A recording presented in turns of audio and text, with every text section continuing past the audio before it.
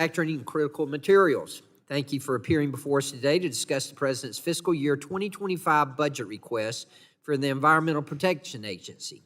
I recently assumed the gavel of this subcommittee, and I'm privileged to be able to lead this panel's important work to advance policies which provide for environmental protection while also growing our manufacturing and industrial base. My district in southeast Georgia features over 100 miles of pristine coastline, the Okefenokee Swamp, and thriving forest lands. These are resources we cherish and strive to protect for future generations. We're also one of the fastest growing economies in the country. Billions of dollars of investment are flowing to my district, fueled by Georgia's pro-business policies, low electricity rates, and access to the ports of Savannah and Brunswick. To the detriment of my district and the stated goals of this administration, the EPA's regulatory agenda is poised to choke the prospects for increased prosperity. The recently finalized particulate matter PM 2.5 standard will gridlock permitting at new and expanded manufacturing facilities. By placing the standard so close to the natural background level, studies indicate that nearly 80% of manufacturing projects would fail to obtain a permit, including the $5.5 billion Hyundai EV battery plant in my district. Luckily, this investment received its permit before the standard was revised. China controls over 75% of the EV battery supply chain, and actions like the PM 2.5 standard threaten to tighten their chokehold on battery manufacturing. Meanwhile, the EPA, in its zealous rush to green agenda, has mandated that almost 70% of new passenger vehicles sold by 2032 will be electric. I am not anti-EV, not at all. I believe there's a market for EVs, and we should be building up our entire supply chain, including in Georgia, to reduce reliance on China. However, I am anti-mandate. The EPA's EV mandate reduces consumer choice, and its efforts to limit new critical mineral refining ties us to China and threatens grid reliability. While the administration pushes grandiose electrification visions, the EPA seems to have forgotten that electricity does not come from the plug. The illegal Clean Power Plan 2.0 threatens to shutter 16% of our reliable baseload generation that comes from coal-fired power, stranding assets, raising rates, and increasing blackouts. Section 111 of the Clean Air Act requires the best system of emission reduction to be adequately demonstrated. By mandating that states require coal-fired plants with a useful life beyond 2039 achieve 90% carbon capture by 2032, the EPA overstepped its authority and will land itself back in crosshairs of the courts. No coal-fired power plant in North America has achieved a 90% capture rate. There are no projects to demonstrate this even close to development. Guesswork is not a basis for telling states what standards to set. The EPA does not have a history of timely permitting the injection wells necessary for carbon sequestration. I note 2 states have finally allowed to do this, have permitted more injection sites in just 2 years than the EPA has in a decade, not a sign that EPA is serious about relying on this technology. I am surprised that since you are a former state regulator, the administration has not more effectively leveraged your experience and relationships with your co-regulators to states. Unfortunately, a much different relationship has been fostered, and it is my view that the agency has drifted far from the statutory principle of cooperative federalism. Last year's interstate transport rule underscores this sad situation. In the rule, the EPA denied 21 state implementation plans for ozone standards, and less than 1 month later, the agency imposed federal implementation plans on 23 states, nearly half of the country. Now the agency finds itself again in the Supreme Court, something that could have been avoided if the agency had worked with its co-regulators. Today, we will explore these regulatory topics as well as the agency's activities with this massive infusion of funding from the IRA. It is imperative that Congress conducts robust oversight of the more than $41.5 billion given to EPA in the IRA, including the $31 billion in taxpayer funds the EPA was provided for its Green Bank and Environmental Justice Block Grant programs. Administrator Regan, I appreciate our conversations and thank you for being here. I look forward to our conversation today. I now recognize the gentleman from New York, Ranking Member Representative Tonko, for 5 minutes for an opening statement. Thank you, Mr. Chair. And Administrator Regan, thank you for being here. And thank you for all you're doing to lead the Environmental Protection Agency.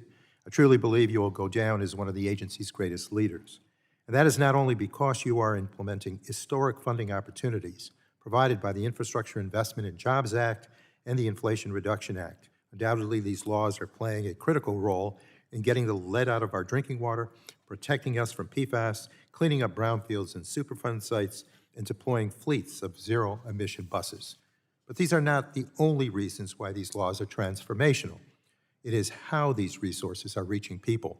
For the first time ever, many disadvantaged communities, tribal communities, and community-based organizations are able to access funding that had previously been unreachable. There has been an increased emphasis by EPA on building capacity and providing technical assistance to these communities to better address historic environmental injustices. And you have led these efforts with great sensitivity and awesome commitment. I know that was the case when you worked with former subcommittee chair Bill Johnson in East Palestine. And I saw it firsthand when you met with community leaders that I represent from Albany's South End neighborhood. A robust EPA budget is critical to communities like these. The President's fiscal year 2025 budget request will continue to enable EPA to fulfill its core mission while ensuring that these historic investments are administered effectively and indeed efficiently. And based on the agency's proposed agenda and the statutory requirements, it is clear that the additional resources and personnel called for in the budget request are necessary. During the Biden administration, there has been a concerted effort to rebuild the agency's capacity to administer and oversee funding opportunities, as well as carry out the agency's regulatory and enforcement agendas. This regulatory agenda has included finalizing important environmental and public health protections to address threats that are posed by traditional and climate pollutants from power plants and vehicles, lead and PFAS in drinking water, and asbestos and other dangerous chemical substances in commerce. Simply put, each of these rules will save lives and deliver significant benefits to the American people. Not only will these efforts protect public health, but many of them are also critical to the Biden administration's Investing in America agenda, which supports the reshoring of domestic manufacturing in key strategic industries. Newly finalized standards for power plants, light-duty vehicles, and heavy-duty vehicles will drive innovation and deployment of pollution controls and clean energy technologies, many of which will be made right here in America. I believe we can compete with China and other nations, and we can do that in a way that does not require us to race to the bottom and undermine our critical environmental and labor protections. These rules are part of that effort. So, Mr. Administrator, I also want to recognize and express my appreciation for EPA's efforts to update and strengthen its scientific integrity policy.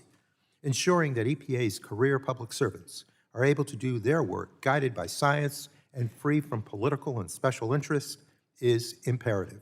And I believe once finalized, EPA's scientific integrity policy will become the gold standard amongst our federal agencies. This is just one part of the effort to recruit, retain, and develop the workforce necessary to carry out the agency's mission while being guided by the best available science. So, Administrator Regan, I thank you again for joining us. I look forward to working with you as EPA carries out its responsibilities to address our nation's greatest environmental challenges, including climate change, clean air and clean water, and chemical safety and environmental justice. And I do hope Congress will deliver the resources necessary in fiscal year 2025 to ensure that that agenda stays on track. With that, I yield back.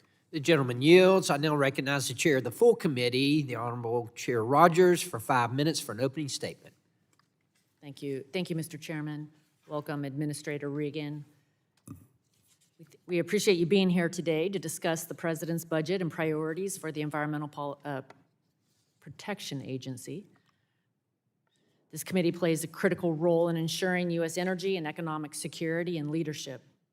For decades, America has led the world in innovation and entrepreneurship while continuing to maintain the highest environmental standards in the world.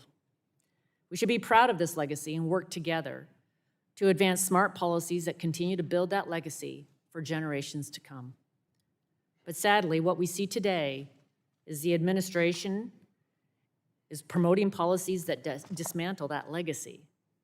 The spending and regulatory policies continue to put America on a dangerous path that threatens our economic and energy security, while enriching our adversaries, like China, and making us beholden to them for critical materials.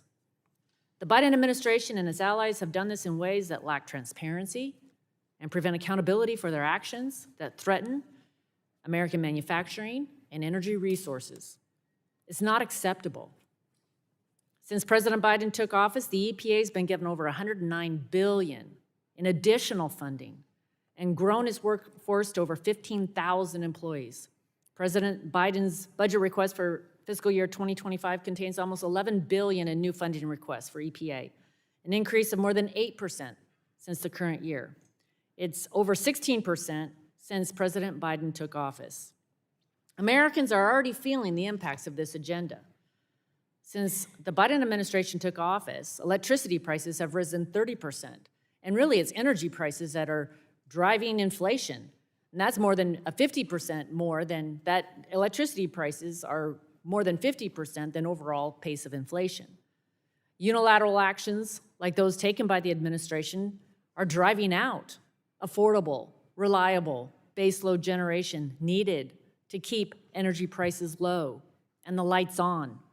Grid operators and others have been sounding the alarm, warning that the U.S. is on a dangerous and unsustainable path.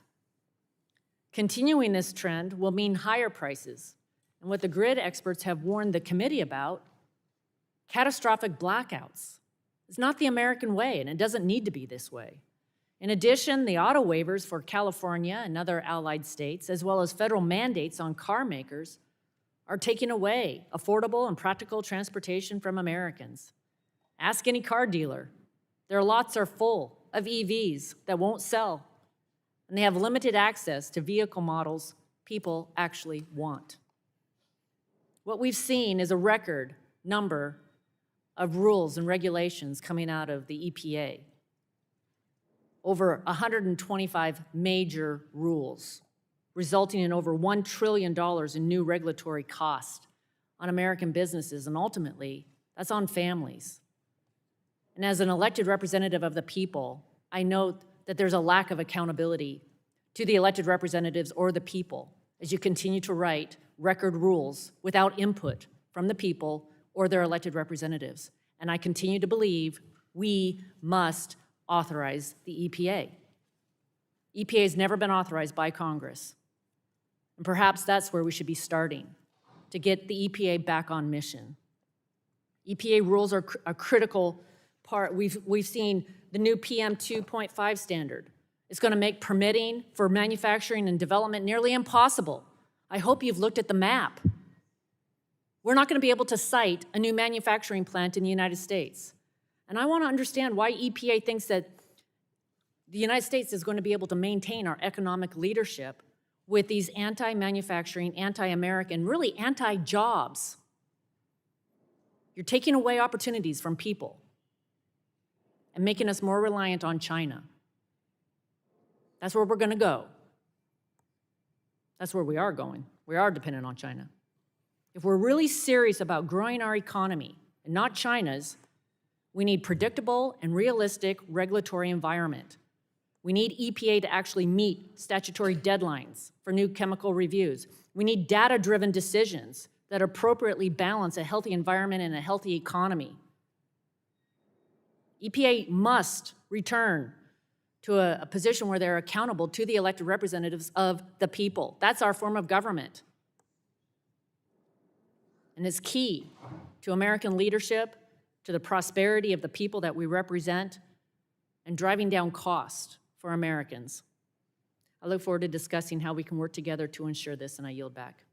The gentlelady yields. I now recognize the ranking member of the full committee, the gentleman from New Jersey, Representative Pallone, for 5 minutes for an opening statement. Thank you, Mr. Chairman. I want to welcome Administrator Reagan back to the committee, and thank you for being here today to discuss President Biden's fiscal year budget for the EPA. And since our last budget hearing, EPA has been hard at work protecting public health and the environment The agency has been implementing the bipartisan infrastructure law and the Inflation Reduction Act that were delivered last Congress by President Biden and congressional Democrats, and I look forward to hearing about the agency's progress. These laws are directing investments into communities across the nation, modernizing our aging infrastructure, and helping us lead the world in the transition to a clean energy economy. So last month, the administration announced $20 billion in grant awards as part of the Inflation Reduction Act's Greenhouse Gas Reduction Fund to deploy clean energy projects in communities nationwide. In February, the EPA announced the final $1 billion allotment of funding for a total of $3.5 billion from the bipartisan infrastructure law to clean up contaminated Superfund sites. And then earlier this month, the EPA announced $3 billion in funding to replace up to $1.7 million in toxic lead service lines nationwide. And these investments are already making a difference. More than 271,000 clean energy jobs have already been created, with millions of good-paying American jobs expected over the next decade.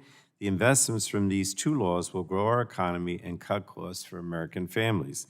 Now, the President's fiscal year 2025 request builds on the success of our historic climate laws by investing in the health, safety, and prosperity of all American families and moving the country forward. To combat the climate crisis, I'm pleased that the budget invests nearly $3 billion for reducing greenhouse gas emissions and helping communities build resilience to the impacts of a changing climate. EPA will continue to drive down potent superpollutants with key climate programs to cut methane and curb the production and use of hydrofluorocarbons. And the budget includes funding to implement achievable carbon pollution standards for fossil fuel power plants and vehicles as directed by Congress. I also commend the administration for devoting $170 million to combat PFAS pollution and increase funding to effectively implement TSCA, the Toxic Substances Control Act. And this funding will allow the agency to evaluate and manage risks from toxic chemicals to protect workers and families. This investment builds on EPA's recent drinking water standards and hazardous substance designations for specific PFAS chemicals, which will protect Americans from these forever chemicals. Now, the budget request supplements the revenue collected from the reinstatement of the Superfund tax to fund more cleanup activities. I fought for decades to reinstate this tax, and thanks to these new laws, it is once again a reality. I'm also pleased to see the budget bolster EPA's work to advance environmental justice through the President's Justice 40 initiative. Overall, I believe this budget request appropriately prioritizes the protection of human health and the environment. It demonstrates the value that Biden EPA places on ensuring access to clean air and water, meeting our shared climate goals, driving innovation in homegrown clean energy, creating good-paying middle-class jobs, and protecting American consumers by holding polluters accountable. And the budget stands in sharp contrast to the Republicans' polluters over people agenda. It's bad enough that not one Republican on this committee supported either the bipartisan infrastructure law or the Inflation Reduction Act, but they've spent the last year trying to undermine these investments at every turn. Republicans are also working behind closed doors with the Trump campaign to develop a radical policy roadmap that would repeal the Inflation Reduction Act, slash the EPA, and dismantle bedrock environmental protections. And according to recent reports, Trump is selling off his policy priorities to the highest bidder, to the tune of demanding $1 billion in campaign contributions from big oil and gas corporations in exchange for executing their pro-polluter agenda. So the priorities of the Democrats and the Biden administration could not be more different, and the President's fiscal year 2025 request reflects that, difference obviously from the Republicans. Sometimes I wonder if the Republicans, even care about protecting the environment at all. So I appreciate Administrator Reagan's leadership, and I'm committed to working together to secure a more sustainable future for all Americans. And with that, Mr. Chairman, I yield back. The gentleman yields. We now conclude with member opening statements. The chair would like to remind members that pursuant to the committee rules, all members' opening statements will be made part of the permanent record. Our witness for today is the Honorable Michael Regan, the Administrator at the U.S. Environmental Protection Agency. Administrator Regan, thank you for being here. You're now recognized for 5 minutes for your opening statement. Thank you, and Chair Rodgers, Ranking Member Pallone, Chair Carter, Ranking Member Tonko, and members of the committee, thank you for the opportunity to appear before you today to discuss the bold vision laid out by the U.S. EPA's proposed fiscal year 2025 budget request. Our partnership and open dialogue with Congress is invaluable for EPA to carry out its mission to protect public health and the environment. Over the last year, we've been hard at work at EPA. And under President Biden's leadership, my agency has finalized protections that will bring 100 million people cleaner and safer drinking water, free from PFAS.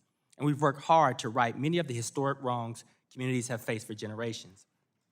Through our critical rulemaking, we've banned the last remaining kind of asbestos used in our country, and we've issued final technology standards that will eliminate more than 6,000 tons of toxic air pollution from chemical plants each year, slashing cancer-causing pollution from covered processes and equipment by nearly 80%, and reducing elevated cancer risk for those living near these facilities by 96%. EPA is committed to protecting public health and the environment for the American people. But more than just powerful health impacts EPA is undertaking, my agency is working hard to implement the historic laws that you have passed and President Biden's Investing in America agenda. President Biden's Investing in America agenda has not only directed investment in communities nationwide, but it has generated nearly $700 billion in funding from private sector manufacturing and clean energy projects, protecting our planet and enhancing our global competitiveness. Last May, I visited Chair Carter's district, and I was pleased to announce programs that will invest $4 billion from the Inflation Reduction Act to upgrade our nation's port infrastructure while improving air quality and protecting public health. Together, President Biden's Investing in America agenda and EPA's fiscal year 2025 budget request will continue to invest in environmental actions that will promote cleaner communities and produce economic benefits for years to come. President Biden's proposed fiscal year 2025 budget request for EPA provides nearly $11 billion to advance key priorities for the American people, including protecting air quality, cleaning up pollution, upgrading the nation's aging water infrastructure, urgently fighting the climate crisis, and advancing environmental justice. Millions of people across the country are still grappling with the effects of poor air quality, perpetuating harmful health and economic impacts. In fiscal year 2025, EPA will improve air quality for communities by reducing emissions of ozone-forming pollutants, particulate matter, and air toxics. The President's budget includes $1.3 billion to improve air quality for communities across the country, to reduce exposure to dangerous levels of radiation, and to leverage regulatory tools and public and private sector partnerships to promote environmental stewardship. EPA's work to set these standards provides certainty to industry, builds on the advancements of technology, and reinforces market movement towards a cleaner energy system that provides reliable, affordable energy. Additionally, the budget provides $100 million to expand availability of Diesel Emissions Reduction Act grants to replace older diesel engines with newer technologies. Clean and safe water is also essential for healthy communities and a thriving economy. Although substantial progress has been made, many areas across our nation still face significant barriers and challenges to achieving this goal. Aging water infrastructure, the effects of lead pipes, cybersecurity threats to our water systems, climate change, and emerging contaminants such as PFAS all pose dangerous health risks to our nation's water supply and the American people. EPA's budget request includes a total of $101 million for 2 EPA grant programs dedicated to remediating lead contamination in our drinking water. From investing into clean air to cleaning up contaminated land and water, there is absolutely no shortage of important work to be done. Members of the committee, EPA is up for the task. We're eager to work with all of you to deliver for our fellow Americans and to secure our nation's global competitiveness, but we need your support. The fiscal year 2025 President's budget continues the historic progress and investments made by the Biden-Harris administration and positions EPA to advance our vital mission of protecting public health and the environment, championing environmental justice, and again, tackling the climate crisis. So thank you for the opportunity to be here today and to submit this testimony for the record. I look forward to our continued partnership and yet to achieve these ambitious yet necessary goals, and I welcome all questions. Thank you. Thank you, Mr. Administrator. We'll now begin questioning, and I'll recognize myself for 5 minutes. Administrator, if we could start with Clean Power Plan 2.0. The EPA recently finalized its greenhouse gas standards and guidelines for fossil fuel-fired power plants, and requiring coal-fired power plants that will operate past 2039 to install carbon capture infrastructure that achieves a 90% capture rate. If we talk about Section 111 of the Clean Air Act, how would you describe, in your words, what the term adequately demonstrated means, considering factors such as cost, non-air quality, health, and environmental impact and energy requirements? Again, adequately demonstrated seems to be somewhat subjective. How would you define it? Well, I would define it in the way that we have defined it in this power sector rule, which is a technology that is available to reduce the targeted pollutants that we're after, or various technologies and best management practices that can do such.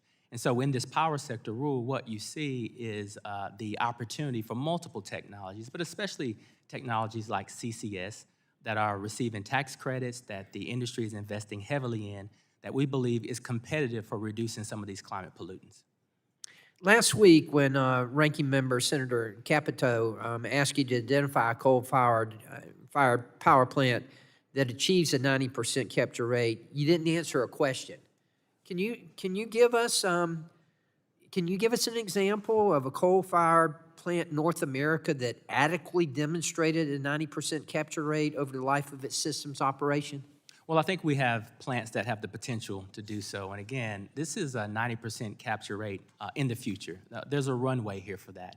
And so we have facilities like Petronova in Texas. We have facilities in Wyoming and North Dakota that are demonstrating at a very high proficiency rate that this is possible.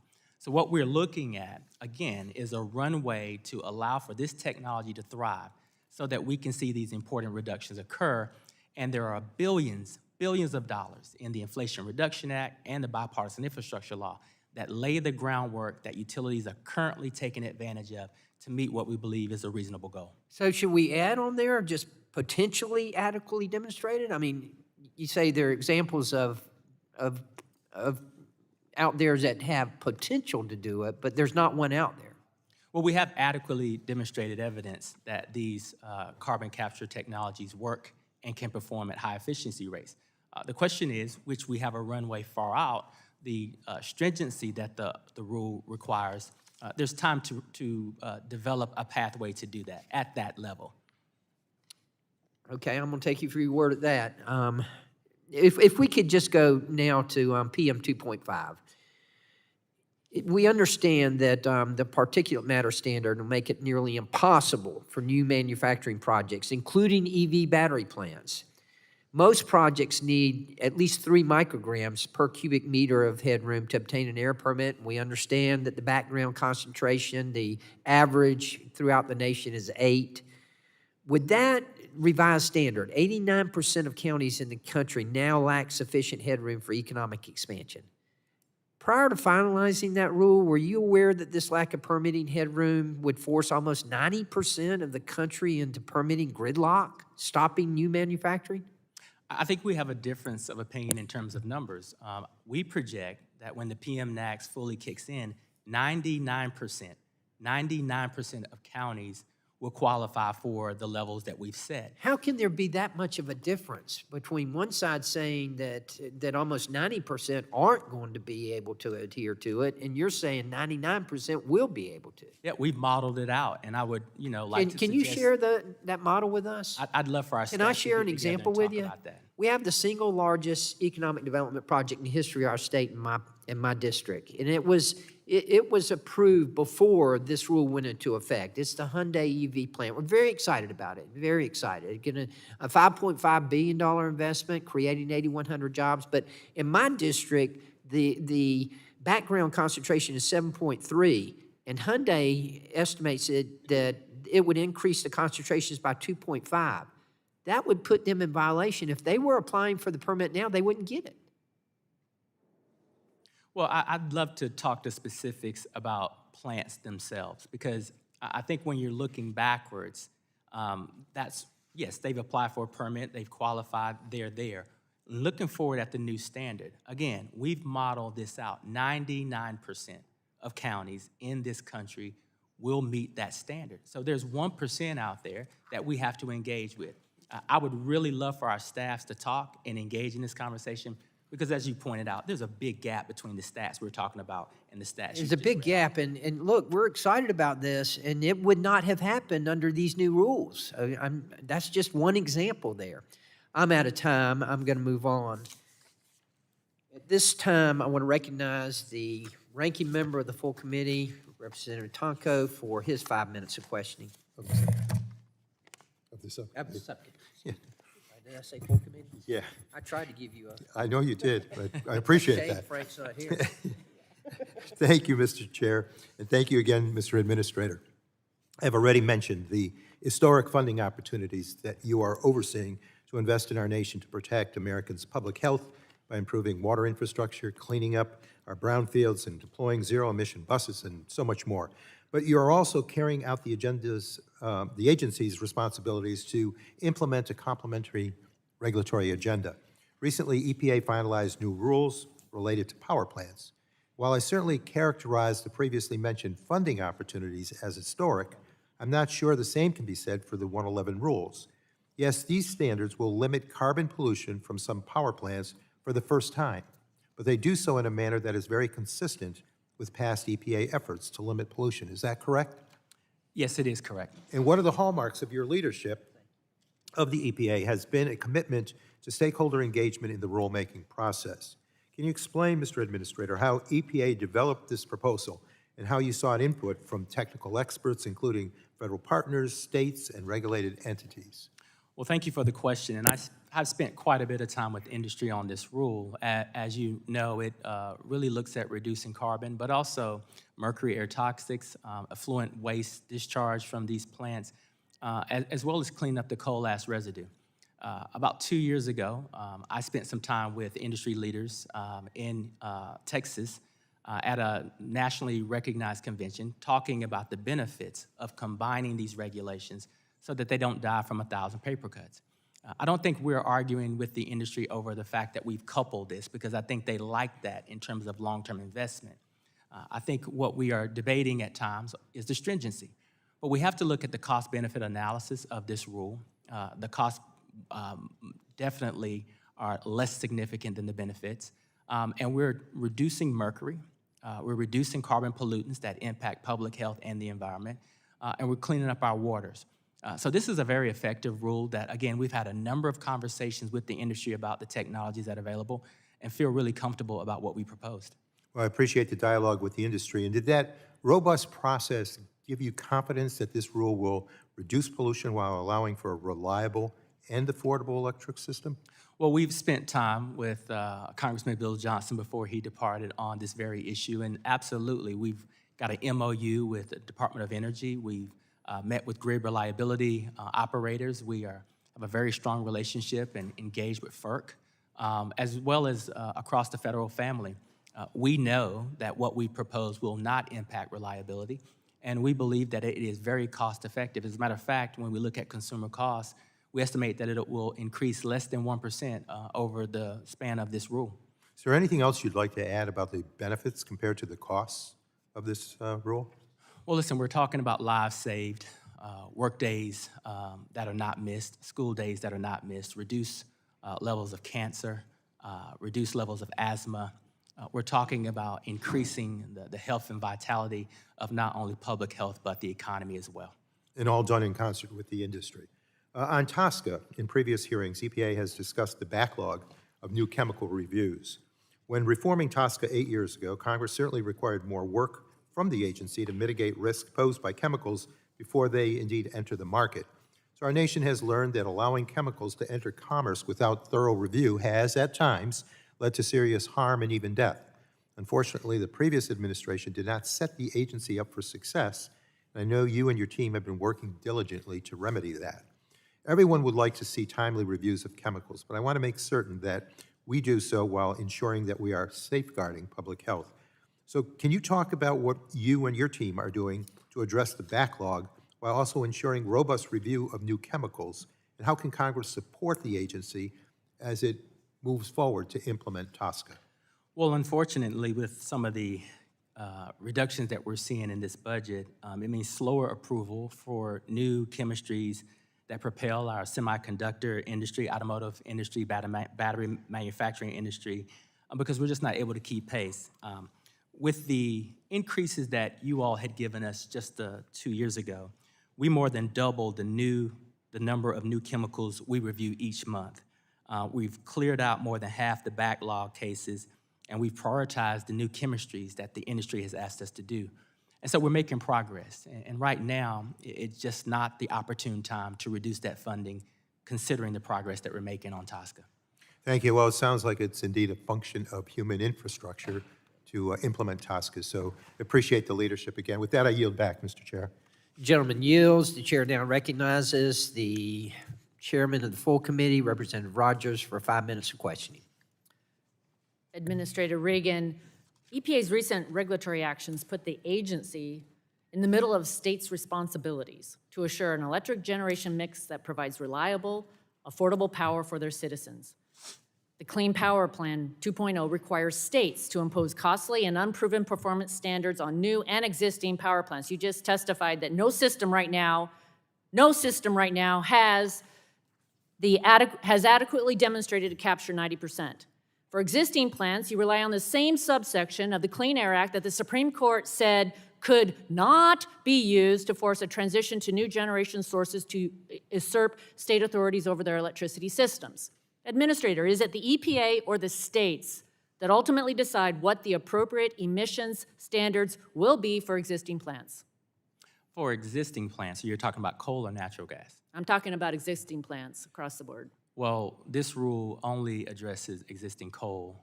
It does not address existing natural gas. So is it EPA? Is the answer yes? It's going to be EPA, not the states, determining what's the appropriate emission standard? Is that what I'm hearing? What we do is we set federal standards, and we work with our co-regulators to design state implementation plans to meet that. That's the way it's always been done. That's the way the Congress wrote the Clean Air Act. If I may take it back, Congress gave states, Congress gave states broad discretion to implement emission standards for existing power plants. Under your new rule, if a state chooses a less stringent standard, the state must demonstrate to EPA why its assessment is fundamentally different than EPA's assessment. How do you justify EPA, through the Clean Power Plan 2.0, taking discretion away from the states? As a former state regulator, I can assure you that we have not taken any power. There's always been a co-regulation relationship that exists between the states and the federal government, and states have delegated authority to execute and implement these federal laws. We like to give states flexibility, so I'm not quite sure the way you're positioning the question is not factually correct. As a former state regulator. If I may take this back, under the rule, if EPA could take away states' authority over their power generation with a federal implementation plan. There is no taking. I just reject the premise that the federal government is taking anything from the states. Is EPA going to issue a federal, if it disagrees with the state's implementation plan, will EPA issue their own plan then? That is the authority Congress has given to EPA. So EPA, Congress gave the authority to the states. EPA is taking it away. Congress and gave- you've written a rule that the courts said could not be used to force a transition to new generation sources or usurp states' authorities. That's just not factually true. We have not written a rule. Okay, we're going to set that aside then. Oh, okay. I want to get to, well, I have a problem with a lot of things that are going on right now.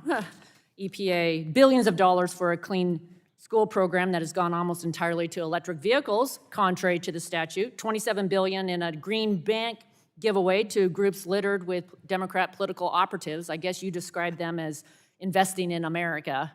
EPA has avoided audit thresholds by manipulating the amount of grants awarded, hundreds of millions of dollars to regional grant makers under an environmental justice program, and those grant makers are not even located in the regions that they're intended to serve. But I want to get to home in Eastern Washington, because EPA recently listed Lake Roosevelt above Grand Coulee as a Superfund site.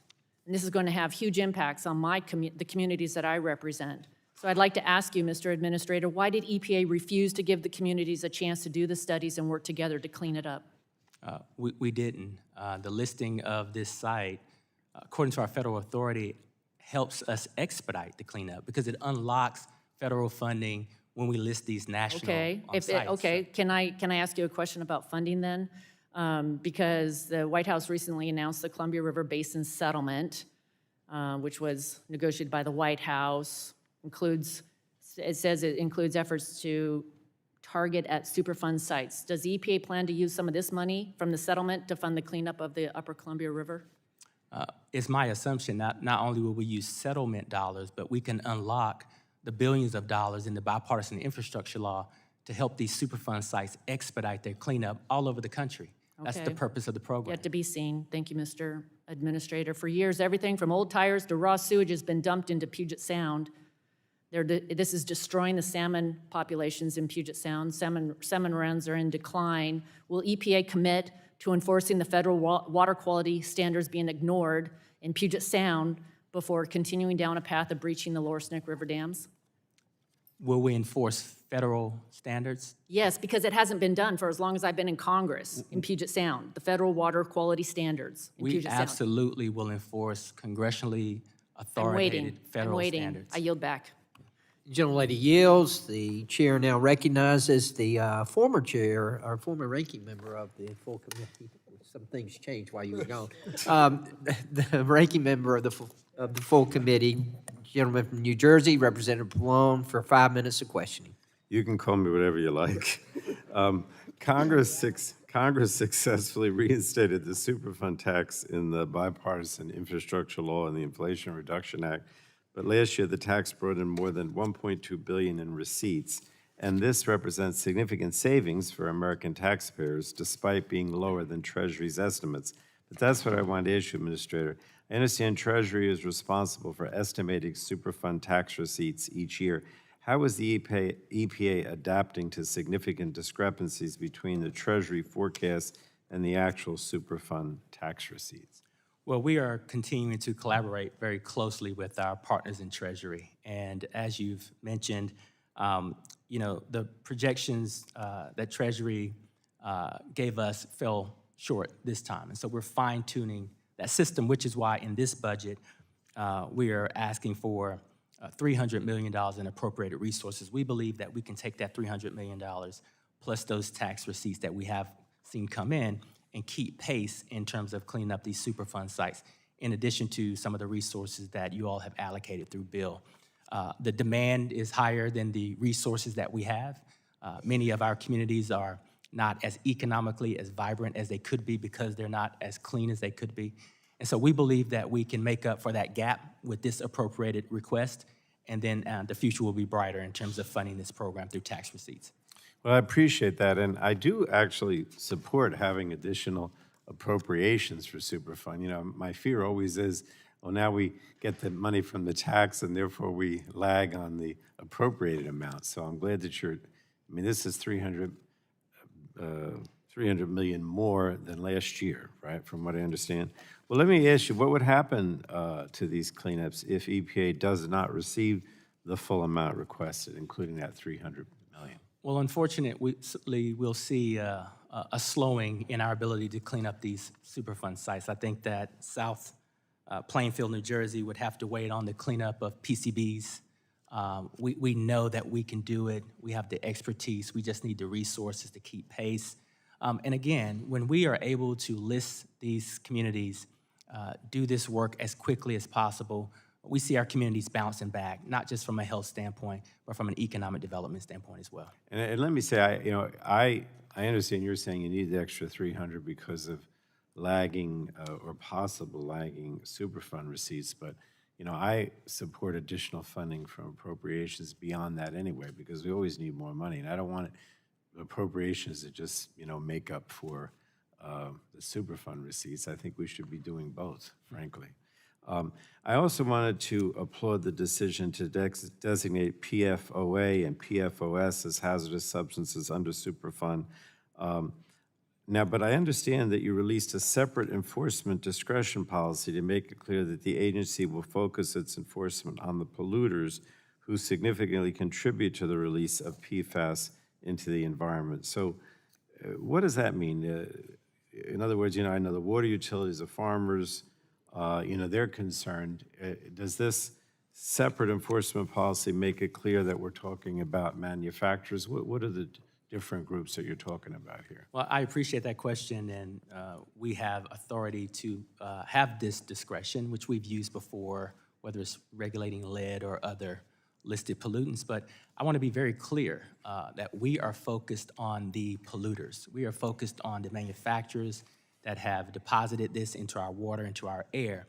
This enforcement discretion policy makes it very clear that we have the discretion not to pursue or go after the farmers, the water systems, those who are also being victimized by the dumping of this PFAS as well. So we wanted the public to be clear of who we were pursuing and who we're not. Well, thank you. One last question I want to say, obviously, I would like to see all the PFAS elements, designated as hazardous substances. I know that's difficult because there's so many, and you've designated now PFOA and PFOS, but are we going to see other elements of PFAS also designated at some point? Is that what's going on? We will. I think when we look at cleanup and PFAS in our drinking water, we are pursuing the processes, the proper processes to look at the health and the economic impacts of these forever chemicals, and we will go through a rulemaking process. We've done that for cleanup for these two. We've done 6 for drinking water. We have 29 more listed, and so we're making our way through that list. Too many people have been impacted by these pervasive forever chemicals, and we're going to stay focused on the job. Thank you very much. Thank you for all you do. I yield back, Mr. Chairman. Gentleman yields. The chair now recognizes the gentleman from Alabama, Representative Palmer, for 5 minutes of questioning. Thank you, Mr. Chairman. In the misnamed Inflation Reduction Act, I call it the Income Reduction Act, provided $27 billion for a Green New Deal bank that the EPA is administrating. I asked one of your senior advisors, Mr. Zeeland Hoover, if he could guarantee that none of that $27 billion would wind up going to China. And his response was that that answer is a little more complicated rather than give me a simple yes or no. Is that, do you think that question is too complicated? What I would say is that the program is designed for all of that money to be invested domestically. Yeah, it's designed for that, but that's not the question. It's a simple yes or no. So will any of that money wind up going to China, any of its affiliates, any of its manufacturers? The program is designed. No, sir, it's a yes for or it no. to be no, it's not a yes or no Yes, question. it is, because we already know that If someone No, inappropriately invests money and it gets to China, there will be repercussions to that. So the program is designed China for controls domestic 70% investment. of the cobalt, 75% of the world's lithium-ion battery megafactories are in China. They control the refining of 68% of the nickel, 59% of the lithium, 73% of the cobalt. There is no way that you can say that none of that money will wind up in China, because we can't make that stuff without parts from China. We don't process critical minerals or rare earths over here to any great degree. We don't have a major refinery, and as a matter of fact, there's not one in the Western Hemisphere to my knowledge. So there's no way you can say that. Let me ask you this: how much have you budgeted for the administration of that $27 billion through the EPA bank? As far as I know, the EPA never really had bankers. So how much are you spending of that $27 billion just for the administration of it? Well, Congress allotted a very small amount of the $27 But I asked you how much you're spending. I didn't ask you how much Congress allotted. We're only spending what Congress allotted for us to use for the program. Okay, we'd like for you to give us a hard number on that. I'd like to ask you something else. This report's 9 years old, but there was a report from Open the Books about the number of special agents that the EPA hired, the weapons that they're provided with. At that point, you had stockpiled over 600 guns, 500,000 rounds of ammunition. You had a whole host of military equipment, camouflage and other deceptive equipment, night vision, passenger troop transport vehicles, unmanned aircraft, and some pretty large caliber artillery type shells, anti-tank type shells. Do you still have that? You read off a huge list of things that I Do don't you have any military style weapons? I don't have an inventory. In fact, we don't have any weapons that Congress has not allowed for our agents to use. I didn't ask you that. I asked you, does the EPA possess We can get you a military style full weapons? accounting of the inventory of weapons that our agents I lawfully and expect legally that. have. I expect that. Let me ask you this. Do you believe the EPA has the authority to make laws? Absolutely not. We enforce laws and Okay, let me ask we you implement this. laws. If you're issuing rules and guidance and someone fails to adhere to that, are there criminal penalties? We're only issuing guidance No. and regulations. You're not answering the question. I will ask another member to yield time to me if I have to, but you need to answer the question. If someone violates an EPA rule or guidance, are there criminal penalties? Yes, Okay, how's that different from a law? we don't make laws. yeah. Congress makes laws. They give us the authority to write regulations and rules, and if you don't abide by those regulations and rules, there are penalties. The Supreme Court in EPA versus West Virginia kind of rolled that back. I know that that's hard on you guys because you really disagree with that. And if the Supreme Court does the right thing and dispenses with the Chevron deference, it's really going to fall back where it should to the people's elected representatives instead of allowing bureaucrats at the EPA or any other federal agency to make laws that bypass Congress. And that's really what's going on here. My friend from Texas, Mr. Pfluger, will have some other questions about some of the things that are going on, particularly the methane tax and things like that. But what the EPA has done is it has grossly overstepped its bounds, and then it's enforcing these laws with armed agents that show up full body armor, weapons drawn. I know this for a fact because it happened in Dothan, Alabama, with the city waterworks. I could give you a whole list of that if you'd like for me to provide a list. So I'm very absolutely concerned. Okay, I'll tell you, it's in Alaska, Idaho, Wyoming, Montana, Massachusetts, North Carolina, and like I said, Alabama. Yes, I would. We need to because look into when this. When we service these enforcement actions, we're doing it with other law enforcement agencies. You This did happens- not do it. This happens You time did and not time do it again in for Alabama. Homeland Security You did and not. others. You could have called the U.S. Marshals, you could have called the state troopers, the local county sheriff, and you did not do it. I yield back. Gentleman yields. The chair now recognizes the gentlelady from Colorado, Representative DeGette, for 5 minutes of questioning. Thank you so much. Administrator Reagan, I myself want to thank you and your entire agency for the work you do to protect the health and welfare of all Americans, and in particular, my constituents. And I want to apologize for the unnecessary abuse that you are suffering in this hearing from some of my colleagues on the other side of the aisle, asking you questions that have multiple parts that you can't possibly answer in order just to get a soundbite at. So I apologize for that. And I also think it's kind of ironic that my colleagues are 100% opposed to what the EPA does, unless, of course, it's cleaning up environmental contamination in their districts. And then they want to know why you didn't do it yesterday, even though they keep trying to cut your budget. So you don't have to respond to that. I just want to let you know it does not go unnoticed. Mr. Palmer was referring a little bit to methane, and I want to talk to you just for a few minutes about methane, because it's something I've worked a lot on. Methane is responsible for about 1/3 of the current warming our planet is experiencing. Is that right? It is. And it's true that oil and natural gas operations are our nation's largest industrial source of methane. Is that right? It is, yes. Now, in 2021, June of 2021, President Biden signed into law a Congressional Review Act invalidating the Trump administration's 2020 methane rescission rule, which tried to block EPA's authority to regulate methane from existing sources. I led the effort to invalidate this rule on the House side, and what it did was it reinstated 2 Obama-era methane emissions rules that set stricter limits on the amount of methane the oil and gas industry can release from drilling sites. Now, so Administrator Reagan, the administration's final methane rule addresses emissions from both new and existing oil and gas operations. Is that right? Yes, it is. And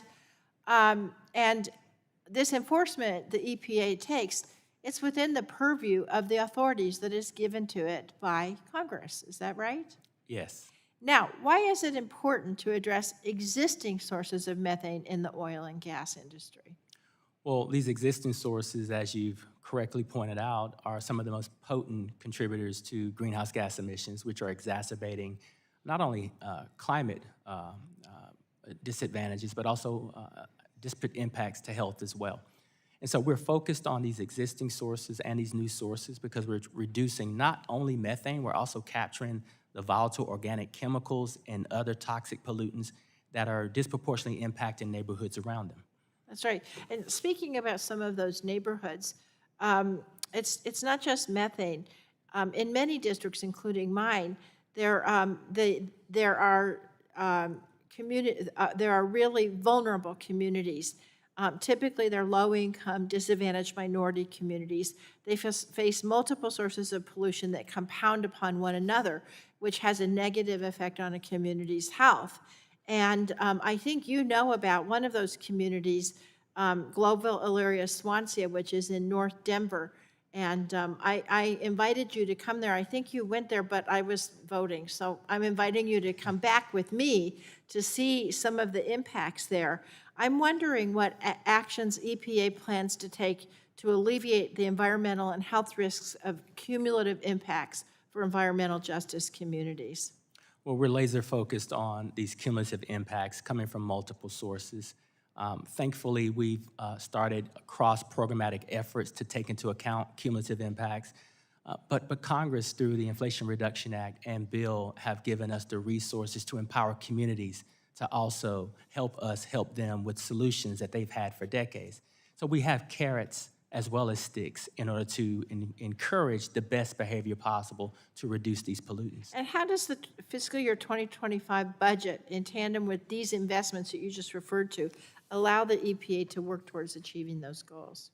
Well, it helps us to really focus on the areas that were not funded by Bill and IRA. We have some very core programs, whether it's looking at our emergency response. We have situations, unfortunately, like East Palestine or like the bridge in Baltimore or the wildfires in Maui. We want to keep pace with TSCA to be sure that we don't have some of these chemicals that are not the best out on the market and give us the ability to review and put new chemicals out there. We want to be sure that some of these congressionally mandated projects that are happening in districts all across the country have the technical resources and availability to carry out that spending. And so we really need some core functions that benefit from the appropriated budget that were not accounted for, nor should they have been in the Inflation Reduction Act and bill. Thank you. Thank you so much. I yield back. Gentlelady yields back. The chair now recognizes the vice chair of the subcommittee, the gentleman from Pennsylvania, Representative Joyce, for 5 minutes of questioning. First, I want to thank Chairman Carter for holding today's hearing and Administrator Regan for coming to testify. I've become very concerned about the punitive regulations and mandates that the Biden administration, especially the EPA, have come out with recently. I represent one of the poorest congressional districts in the country. Over 100,000 families in my district live on less than $50,000 a year. And that's the average cost of an EV. Administrator Regan, I think that we share concern of the high energy costs impacting people who can least afford it. Are you not worried that your latest onslaught of regulatory actions will only serve to increase the heating and the transportation costs for those who are most economically vulnerable? We've taken a look at all of that. And do you share that concern with me, that the vulnerable will be most impacted? Well, Say yes or no. we've shared the concern throughout the process. I think we all have to share which is that the way- concern which is why for we the most designed the vulnerable. I think that's regulations. part of our mission statement.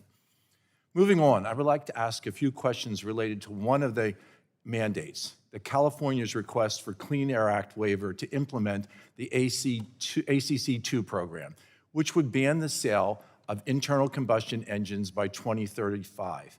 Administrator Regan, states that align their vehicle emissions and standards with California standards, such as New York and Washington, represent approximately 40% of the auto market. Based on that fact, would you agree that the regulatory impacts of this rule go beyond California, impacting other states as well? Well, California legally has the ability to petition us or submit a waiver. We legally have the obligation to review that, and so we're reviewing all of the waivers. And do you agree that these regulatory impacts go beyond California? Well, we'd have to take a closer look at these waivers. Each waiver is being looked at individually and are under consideration right now. So putting aside whether these impacts are good or bad for Americans, would you agree that granting a Clean Air Act waiver to California will generally have significant impact on the U.S. economy? Well, again, it would depend on the waiver that has been submitted, but I've pledged to follow the law, and the law gives California the right to submit waivers, and EPA legally has to review those waivers. EPA's national tailpipe emissions mandate mentions ACC2 13 times. 13 times it's mentioned. Do you agree it appears to be significant enough for EPA to use it as justification for a national emission standard? We did a separate focus on our national standard that was supported by the big autos, the Auto Alliance, the UAW. So EPA's efforts were independent. We take into consideration all states, whether they be. And yet you took time to mention 13 times the ACC2 mandate. That's mentioned 13 times in the national tailpipe emissions mandate. That has to have impact of your decision-making process. Whether you're in North Carolina or California, we've taken every state into consideration. It's a national law, and we focused on it being nationally appropriate. When Assistant Administrator Goffman testified before this committee just 9 months ago in June of last year, he stated that EPA's understanding is that, quote, auto manufacturers have striven to avoid more than just one national fleet. Do you agree that auto dealers will have to alter their national fleet to make the emission standards set by California and others in Section 177? I'm not quite sure how to answer that question, so we'd have to get you more details on it. I look forward to the follow-up there. If this rule has significant economic impact, and I think we agree it does, and affecting consumers and markets in multiple states, will that impact competition and innovation in domestic markets? And would you agree that this qualifies as a major role? What I would say is California has submitted a waiver that we're evaluating. I can't give you an answer on the finality of the waivers because we haven't approved or disapproved those waivers. Administrator Regan, during a hearing in front of this committee last year, you told me personally, unequivocally, that you do not support a ban on new internal combustion engine vehicles starting in 2035. That was your answer to me. Do you still oppose a ban on new gas-powered cars? Absolutely, and we have not proposed a rule or finalized a rule that bans internal combustion engines. When your agency considered California's ACC2 waiver, did you find that the regulatory impacts of the ACC2 waiver were significantly greater than the impacts that EPA analyzed during their reconsideration of the waiver withdrawal for ACC1 in 2022? I'll have to get back to you on the specifics. These of are two waivers. areas that I would really appreciate that you do get back to us. My constituents are affected by this. America is affected by this, and your follow-up is welcomed and expected.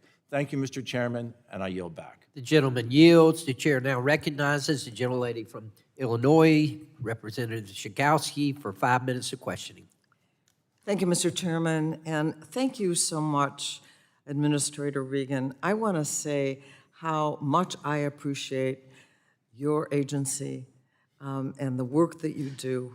And I also want to give a shout out to Deborah Shore, who is our Region 5 administrator, a good friend on all the work that she has done, including in East Palestine when she went personally to deal with that issue. Your team is just fantastic.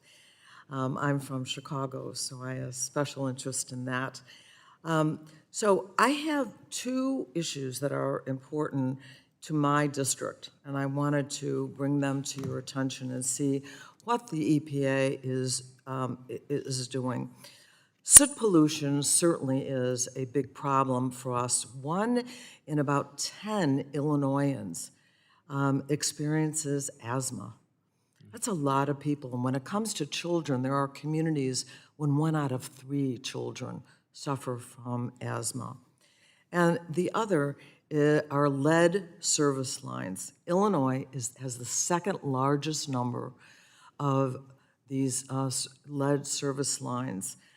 There's about 1 million of them in Illinois. We're making some progress, and I want to thank the EPA did make a contribution to our doing that, but we have a long way to go. And that means that our children and families are drinking water that could produce lifelong consequences when it comes to health. And I know that the health and safety of our people is number one. I'm wondering if you could comment on both of those. Well, yes, and thank you for that question. And in addition to what I said about the PMNAGs being fully implementable by 99% of counties in this country, We know that that rule will prevent close to 4,500 premature deaths and eliminate close to 290,000 lost workdays. That, by our estimate, equates to about $46 billion in health benefits. Very significant. We have too many mothers that I personally met with whose children are drinking lead-poisoned water. We are thankful for Congress's approval through the bipartisan infrastructure law of $14 to $15 billion for lead replacement. I believe just this year, Illinois will receive about $240 million going towards lead replacement. Thank you for that. Your state was very competitive and proved that they knew how to spend that money responsibly, identified those lead pipes, and we want them out. The president has pledged 100% lead pipe removal, and we're going to do everything in our power to see that vision through. So that's lead pipes, but also the issue of the soot pollution. I know that you've had approved a stronger rule, and there was some criticism about that. I think it's so important. You want to talk a little bit about that? Yes, and that was what I was referring to in terms of the NAAQS rule that I was referring to earlier, which that is where we get those lives saved, that avoiding 4,500 premature deaths. For nearly $1 spent from that rule, we could see as much as $77 in human health benefits by the year 2032. Soot is such a dangerous pollutant for so many people in this country, especially those who have respiratory challenges already. And so it is incumbent upon us to eliminate that pollution. And if we see this pollution going from state to state, we have the federal authority to help states manage that pollution and rein it in. It's about fairness and transparency. And we want to be sure that every state is doing its fair share not to pollute their own communities, but definitely not communities in neighboring states. Thank you for that. I just want to say, we have heard, particularly from my Republican colleagues, criticism of some of the spending by the EPA. And I want to thank you for that spending, because the priority then is the health of our community, our environment, the things that you are doing. And often what I hear in the hearings is corporate interests who say that they're going to suffer. I think you're on the right page, and I appreciate your work. I yield back. Thank you. Gentlelady yields back. The chair now recognizes the gentleman from Texas, Representative Weber, for 5 minutes of questioning. Thank you, Mr. Chairman. Administrator Reagan, when you came here today, I don't mean to pry, but did you bring one of those gas-powered automobiles you're so much in favor of, or did you bring the train, ride the train like the Federal Triangle? I came with my security detail. Was that a gas-powered vehicle that Yes. that you're in favor of? Yes. Okay. In your exchange with Diana DeGette, she asked you if the oil and gas industry was the largest suppliers of methane, and you said yes, you agreed. Yes. Okay. So would you also agree that the oil and gas industry is the largest provider of energy to the American public so that they can freely move around from their home to work, to vacation, and shopping, and help encourage the economy to grow? Would you agree with that? Oh, absolutely. And is it true that the oil and gas suppliers are also the largest suppliers of energy to our great American military? I believe that is correct, yes. Well, I hope so. They pump it out of the ground, so they got to get it somewhere. So, and they protect America, and our great military protects America and Americans and our allies. You'd agree with that? I do. So the oil and gas industry provides a pretty good function, wouldn't you agree? Well, absolutely, and we designed our rulemaking with that absolutely in mind. And then you also had Dr. Joyce, who said that has implications for the economy, and you agreed with that as well. We take that into account with everything we do. So my question really is, one of the things that has happened under the TSCA, or Toxic Substance Control Act, recently the EPA released a final rule directing how TSCA risk evaluations should be done, and the rule removed, quote, the definition for, quote, the best available science, thereby undercutting the requirement in the law that Congress passed. So while you recognize that the oil and gas industry plays a very viable function in a myriad of ways, that's very, very important for Americans and for the economy, and indeed for our military and for security, not just for Americans, but for our allies.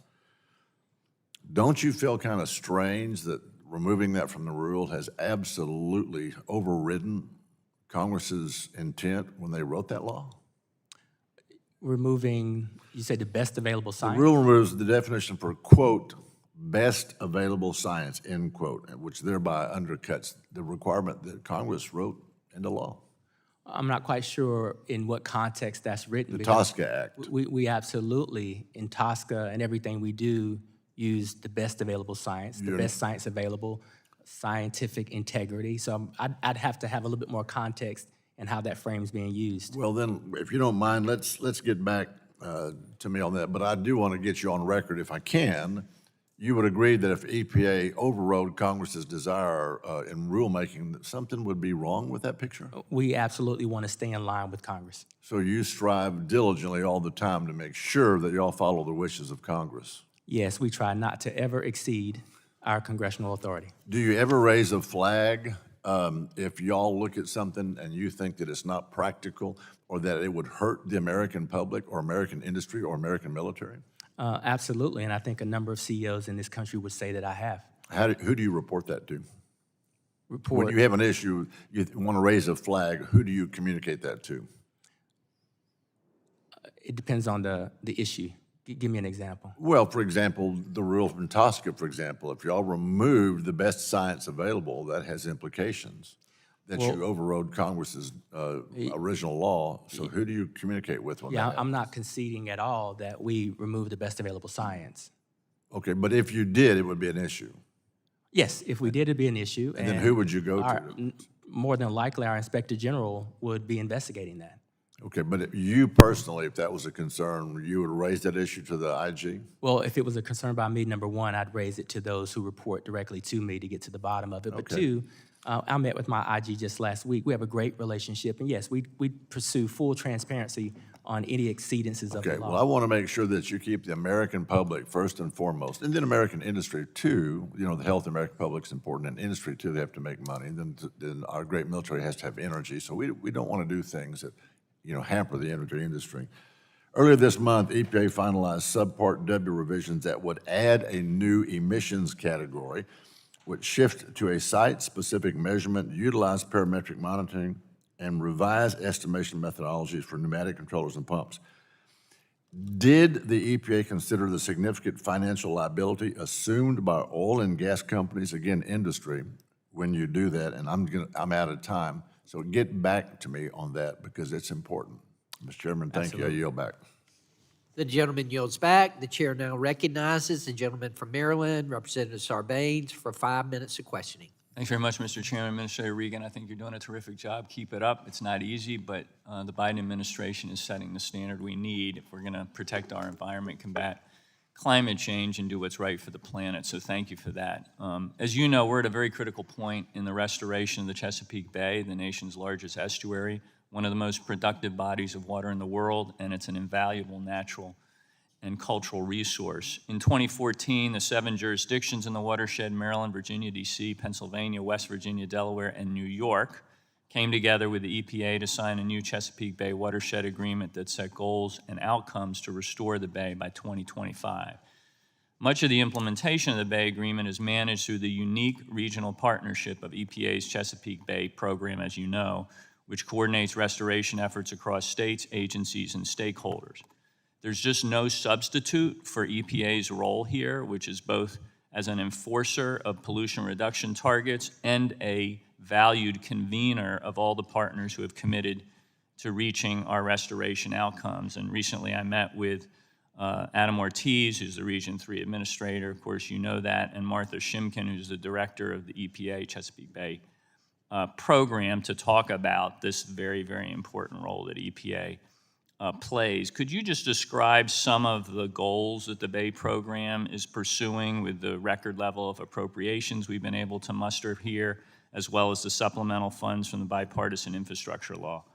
Well, thank you for that question, and congratulations on your retirement. We're going to miss your leadership. I would say that since 2022, we've awarded more than $114 million in bill funding to accelerate all of the programs that are designed to protect this national treasure. And we are very fortunate with some of the regional leadership that we have and the scientists that we have on board to engage as many of us engage as many of our partners as possible on the science, on the economics, and on the latest and greatest best management practices and technologies to restore the Bay.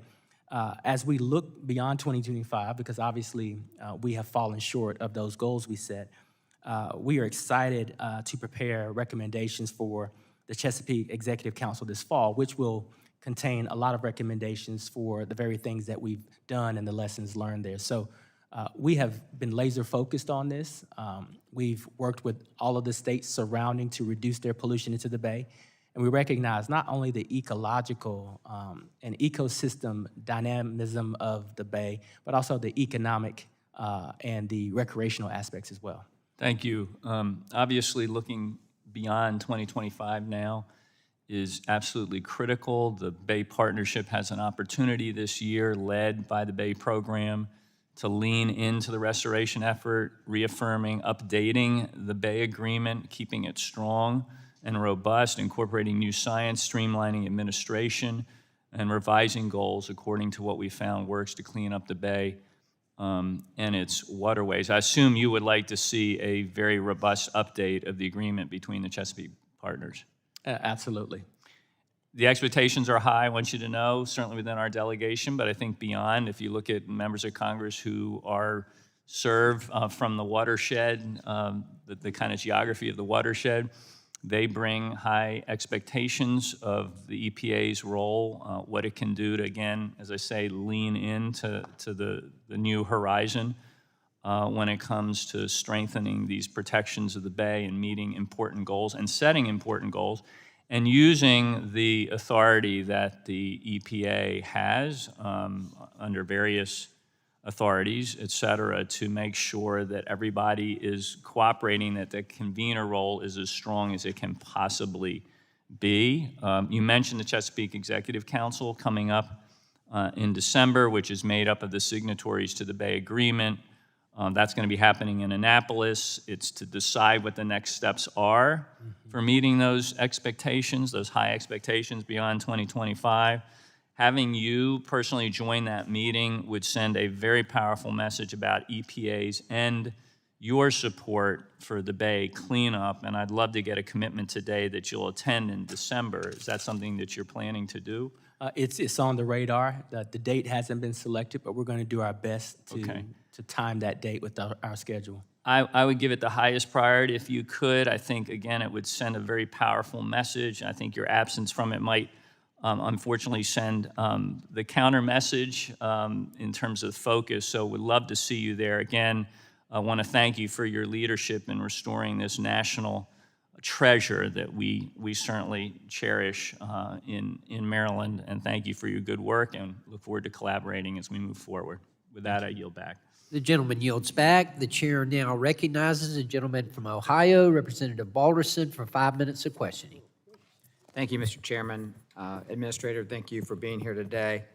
Administrator, the EPA has claimed it addressed the reliability concerns posed by its recently finalized Section 111 power plant rule, the so-called Clean Power Plan 2.0, by including minor tweaks such as allowing a one-year compliance deadline extension subject to EPA's approval.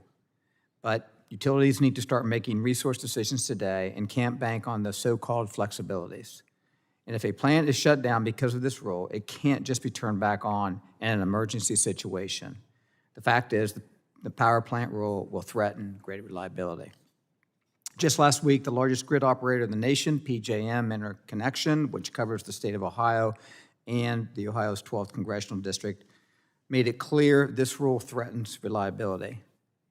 Mr. Chairman, I'd like to enter to the record the PJM's May 8th statement on the newly issued greenhouse gas regulations, please. Without objection. Thank you, Mr. Chairman. Administrator, do you believe that you and the EPA are better experts on what is needed to maintain grid reliability than the actual grid operators? Well, I think we've made our decisions with consultation from the grid operators, FERC, and others who specialize in grid reliability, along with our own experts. Is it in your opinion that PJM is wrong in their assessment of this rule will threaten the grid reliability? I'd love to read that report and have my staff analyze the threats that they perceive to be there. We consulted with PJM, so we'd love to continue to engage with PJM. If you could, let us know what your thoughts are after you and your staff read that. In the light of these serious concerns from PJM, will you commit to asking the North American Electric Reliability Corporation and the RTOs, the ISOs, for an independent review of the reliability impacts of this regulation and the others EPA recently finalized on fossil fuel fired units? We look forward to a lot of engagement with multiple industries and entities that are responsible for the grid and delivering power. So those conversations will continue to go. Thank you. In the state of Ohio, new data centers, I'm sure you're hearing about this, and manufacturing sites are adding significant demand on the grid. Just this week, AEP Ohio said they have agreements for new demand from existing and additional customers to add 4,400 megawatts of power to Central Ohio by 2030. The EPA's final power sector rule will lead to the premature retirement of reliable generators and prevent new gas resources from coming online as demand is growing rapidly. This is a disaster, recipe for disaster. 2 weeks ago, the Secretary of Energy repeatedly told the committee that EPA's new power sector rules for greenhouse gases no longer included standards for existing natural gas plants. She failed to mention that those standards are coming. In the new power sector rules, EPA states it intends to issue a new, more comprehensive proposal regulating greenhouse gases from these existing sources. EPA says that the proposal will focus on achieving greater emissions reductions from the sources. Will this future rule on existing natural gas-fired plants be more strict than the Section 111 rule that EPA finalized last month? The reason we have given more time is because industry, the environmental community, justice community has asked us to, and so it will be more comprehensive, meaning the proposed rule only had the largest included. We're looking at a more comprehensive approach, but we're also looking at additional flexibilities and additional technologies that the industry asked for us to consider. So we're starting a more elongated process to be sure that we have a more comprehensive look, and that comprehensiveness goes towards coverage as well as technologies, best management practices, and the like. Okay, thank you. So the EPA has only received a few comments so far, and given the impact of the rule covering existing gas plants will the EPA extend the deadline for comments? I will circle with my staff about where we are with the process and the comments that are coming in and what we need to do to accommodate a full engagement from all of our stakeholders, because we need that. Okay, thank you. Thank you, Administrator. I do appreciate you being here today, but I strongly disagree with your views on the EPA's latest rules covering fossil fuel-fired plants. I believe it is important that this committee, as well as the House and Senate, continue to push back on the EPA's rules that will threaten reliability and lead to rolling blackouts, brownouts for our constituents. To that end, I will be introducing a CRA resolution with Senator Capito to disapprove of the Clean Power Plan 2.0. I urge my colleagues to support this effort and make it clear that we will not sit on the sidelines as the EPA wages war on the reliable baseload power that our constituents rely on. Thank you, Mr. Chairman. I yield back. The gentleman yields back. The chair now recognizes the gentleman from California, Representative Peters, for 5 minutes of questioning. Thank you, Mr. Chairman. Good morning, Mr. Administrator. Thank you for being here. Good morning. San Diego, as you know, continues to endure one of the most significant environmental catastrophes in the Western Hemisphere, the flow of untreated sewage and toxic waste across the border from Mexico through the Tijuana River Valley watershed and into San Diego. Recently, a story from the San Diego Union Tribune illustrates the seriousness of this circumstance. The report highlights how a combination of increased sewer gas concentrations, obviously contaminated water, and higher temperatures exacerbates respiratory illnesses, headaches, and other health problems for my constituents and for the Navy SEALs that train in the water. The San Diego congressional delegation, in partnership with our senators and the Biden administration, and joined by the Republican members of this Congress, many whom served and trained in these waters themselves, have started to make some progress, and I want to thank you for your help. I also know you have personally made the trip to see and to smell this issue for yourself, because it is it's an experience you have to actually meet to understand. So I want to thank you for coming out.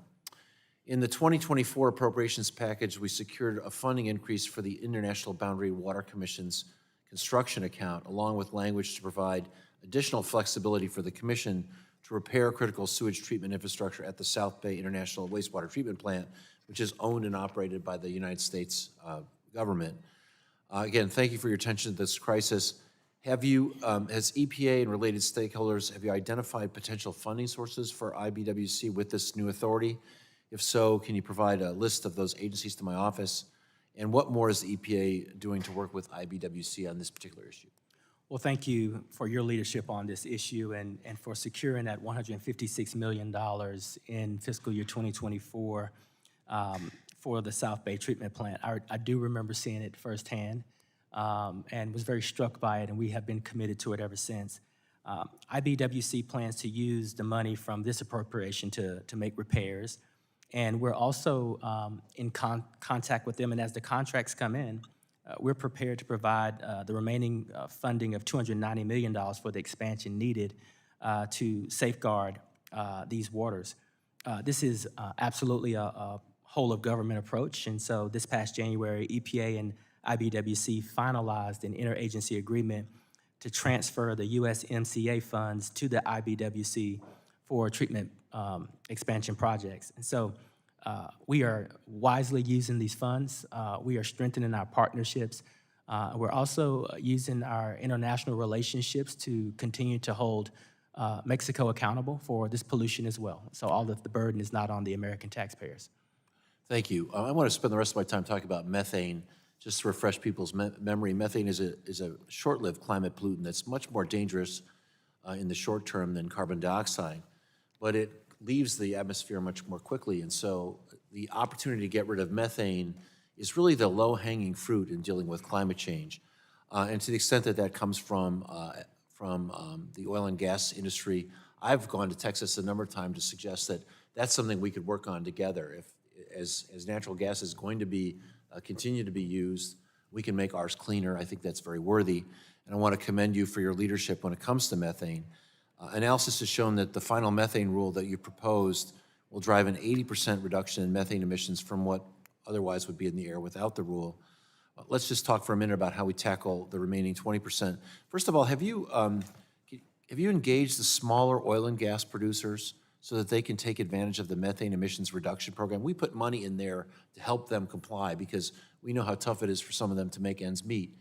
There's money in the bill that we passed to help those folks. How have you engaged with them to let them know that that's out there? Well, we've engaged with them directly from day one on the rule, which I would say is technologically advanced and very innovative, that took into consideration the smaller producers. But Congress, EPA has partnered with DOE to provide over $1 billion in financial assistance for some of the smaller operations. So we are engaging directly to better understand what their needs are. Last December, we announced $350 million to 14 states, $22 million to California, to focus on super emitters and cutting emissions from wells and focusing on some of the smaller producers. So we're engaging directly. I mean, we're having direct conversations with these smaller emitters. We know what the needs are. We're thankful for the billions of dollars Congress has given us through the Inflation Reduction Act, and we're going to make sure that they get those resources. Again, I've heard from my colleagues in Texas this is an issue. I think this money's available for compliance. And for the I'm going to have to ask you the last question if you'll respond in writing. I need an understanding of the number of abandoned or orphan wells are out there that are leaking that have to be closed, plugged, and what the amount of money that would be required to accomplish that task. We'll provide that question in writing and ask you to respond. Thank you, Mr. Chairman. I yield back. The gentleman yields back. The chair now recognizes the gentleman from Georgia, Representative Allen, for 5 minutes of questioning.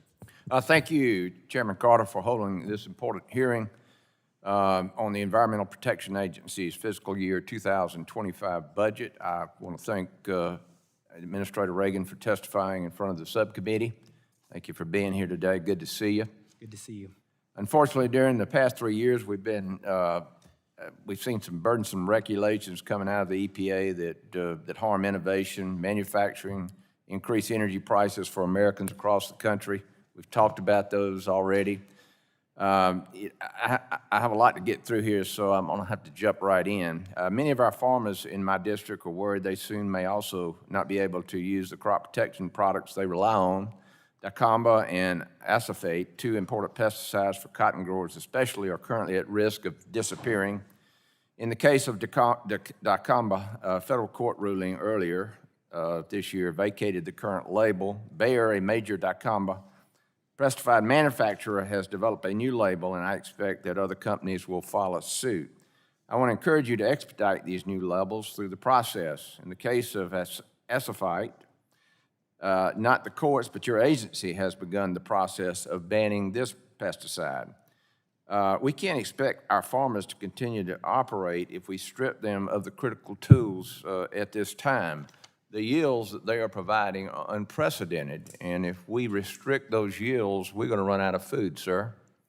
I hope that the EPA understands how critical these pesticides are and will work with our farmers on this, and I would suggest that you get out there in the fields and talk with them about it and how we're using it in Georgia safely. Next, I'd like to move on to the Clean Power Plan 2.0 rule, which will essentially shut down reliable generation. The electric cooperatives in my district provide electricity in some of Georgia's lowest income and most disadvantaged communities, which is a hallmark of electric cooperatives across the United States that collectively serve 92% of the country's persistent poverty counties. Personally, I think ensuring energy affordability is one of the most important things I can work on in Congress, particularly for my rural constituents in the district. Administrator Reagan, do you think it's fair to ask the rural energy consumers of the 12th District to foot the bill for the nicer carbon capture technology that is required in this rule? Well, no, we're not asking the rural electric cooperatives to do that. My understanding is that no carbon capture system required by the power plant rule has achieved the performance specifications demanded. Is that yes or no? I answered that question inaccurately earlier. The answer is yes. Petronova in Texas has achieved that 90%. Okay. Next, I'd like to talk about the particulate matter PM 2.5 rule that EPA finalized this year. I believe this rule is disastrous for manufacturing, especially in my home state of Georgia, which is consistently the top state to do business in. That is why I introduced the CAR rule for this. I'd like to clarify, you said your modeling says that 90% of counties will be in attainment under the new PM standards. Chair Carter's point is that 90% of counties will not have the room or headspace to permit new manufacturing. This is a problem. Georgia is also the #1 forestry state in the country, providing high-paying and stable jobs for many of my constituents. Controlling wildfire risks through prescribed burns is essential for the health of forests and safety of nearby communities. According to the Georgia Environmental Protection Division, from 2019 to 2021, there were 37 exceedances of the daily particulate matter standard attributable to exceptional events. 25 of those were because of prescribed burns. Unfortunately, exceptional event demonstrations have typically been restricted to events that spike PM 2.5 concentrations above 35 micrograms. I'm afraid that because of the lowered standards, with no changes to exceptional events threshold, land managers and states are being dissuaded from using prescribed burns to manage wildfire risk. Why did the EPA tighten the PM 2.5 standard without addressing the threshold for exceptional event demonstrations? We absolutely addressed the exceptional events. We engaged with all of our forest managers across the country. So you have When you look at wildfires, you have addressed those? exceptional events, yes, that data that hits those monitors is not contributing to any kind of exceedances. Continuing with the PM 2.5 and exceptional event demonstrations, I'm concerned that even when states can submit demonstrations, the agency is not addressing them in a timely manner. Is that true? No, I think we are very responsive, and if there are some cases that you can point to, I would be glad to look into those. Okay, we will do that. Last year, the GAO published a report showing the EPA is falling behind with a growing number of submissions being on hold or under review. The President's budget request does not address exceptional events and any of its air quality. Is processing exceptional events a priority for the EPA, given its crucial role in preventing areas from slipping into non-attainment? It is. Okay, well, I am out of time. Thank you, Mr. Administrator, and I yield back. Thank you, The sir. gentleman yields back. The chair now recognizes the gentleman from Texas, Representative Pfluger, for 5 minutes of questioning. Thank you, Mr. Chairman. Administrator Regan, do you intend to place the Permian Basin into a status of non-attainment regarding ozone? We're going to continue to work with both Texas and New Mexico to manage this Are process. you aware that there are only 3 monitors in the entire Permian Basin, and do you know where those monitors are? I'm sorry? Are you aware that there's only 3 monitors, and do you know where those monitors are I located? personally don't know where the monitors are, but my staff does. They're in New Mexico. Do you know how big the Permian Basin is? I have an idea, yes. Have you been there? I have not. I want to commend Dr. Nance for coming. Do you make the decision on non-attainment? I'm not quite sure. Do you make the Personally, decision as the administrator of the EPA? No. We You have don't? We have a program that determines non-attainment. Who makes that decision? Our Office of Air and Radiation makes that decision. Are you the principal advisor to the president on air quality? I am. So do you make the decision on non-attainment? No, I don't personally make the decision on non-attainment. There's a program that evaluates What I heard today was you visited a lot of communities that you're worried about, right? I absolutely do, yes. Are you worried about the Permian Basin? That's why Dr. Nance was there last week. But are you personally worried about it? I am, but when I can't make everywhere, all 50 states, that's why RAs go and make these visits that she made with you last week. Tell me how much methane intensity has been reduced in the Permian Basin in the last 10 to 15 years. I could have staff answer those questions for you. This is a really important area. Sure. It's the most important area for energy production in the entire world. Wouldn't you think you would know what the intensity decrease was over the last 10 to 15 years? As the administrator of a very large agency, I don't walk around with those specific facts in my head. Which is, that's but why there we're are, having, there are people that do. that's and why I we're can having get this that hearing. information for you. Will you commit to coming to the Permian Basin before a final decision is reached?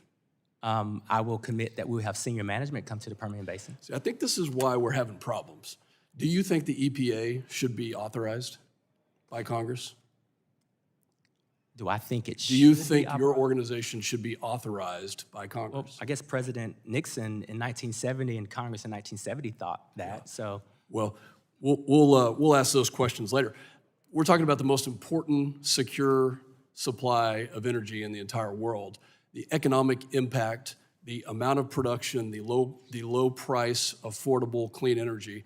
32+% is the reduction in methane intensity in the Permian Basin over the last 10 to 15 years. Yet, at the very same time, we've increased the production 5-fold, from 1 million barrels a day to 6 million barrels a day. I'm very disappointed that you don't know that, because that is exactly why we are concerned about the overreach of the EPA, not having those facts, saying you don't walk around with those facts. You have to walk around with those facts. We're talking about energy security for our entire country here. This is the area that you should come visit. Of all the areas, this is the area that you personally should come visit. Did you review the Subpart W final rule? the last time you and I talked, you asked for me to send Dr. Nance, and now today, as a gotcha, you've not- never invited me before, and now you're inviting me. And we haven't. we supplied Dr. Nance to come see you. So we have invited, whenever and you make I'm an glad ask, she came I and visited. I try to oblige your ask whenever you make them. This is the most important energy production area in the entire world. And you asked And Dr. you, Nance. as the EPA director, should come visit it. Because if you're worried about methane intensity, you would know that we've reduced it by 32%. I am absolutely Did you worried about review? it. Did you review And I the honored your Subpart request W? of Dr. Nance coming We to appreciate visit it. you. Did you review the Subpart W rule personally yourself? Of course, I was briefed on the Subpart W rule. Did you review the rule Of yourself? course, I was briefed on the Subpart Do you know how many W rule. pages that rule is? I don't count pages and rules. We do. I mean, you might We think do. that I have time to do that, but I don't have time to count pages and rules. That's such a ridiculous question. I feel like you're getting very defensive in these questions. No, I'm not defensive. I just like reasonable questions. And Let me counting tell you how many pages and rules. I think you would know Counting because pages and rules. you know how many pages it is? It's 2,685 pages. How many pages are in the electric Administrator vehicle- Reagan, I'm going to reclaim my How many pages are in time. the clean cars rule? I'm going to I've got reclaim. lots of rules to count pages on. Mr. Chairman, can we suspend? We'll reset that clock for a second.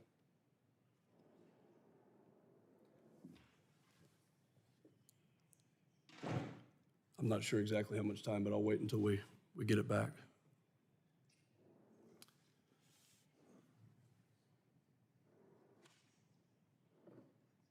Thank you, 2,685 pages. You earlier testified today that you have been engaging with small energy companies from day one. Is that true? Yes. Do you know how many companies your agency has actually engaged with from Mr. Goffman to my office? 8. 8 companies. I asked him the same question I'm going to ask you. Which small producers have you engaged with regarding methane, ozone, or any of the finalized Quad O, B, and C, any of the rules that are... We will get you a complete list. It was given to me. It was 8 companies, and not a single one of them were small independent producers. We will get you a complete list. These are not gotcha questions. This is to demonstrate the fact that I don't believe you personally have taken the time and interest in an area that is producing 43+% of our country's oil and gas production. It is a gotcha question. Asking me to ask my regional administrator to visit you, and we do that. And by the way, then you the say visit- you're the not visit was- appreciative of that, and you say I haven't gone. The visit was very much appreciated. The gentleman's time has You are expired. invited, and I would appreciate you getting back to me. 2,685 pages is way too much to understand anything about how to enforce these rules, how they're going to impact economically. I know my time has expired. Thank you, Mr. Chairman. I The appreciate the gentleman invitation. yields. The chair now recognizes the gentleman from Indiana, Representative, I'm sorry, the chair now recognizes the gentlelady from California, Representative Barragan. Thank you, Mr. Chairman.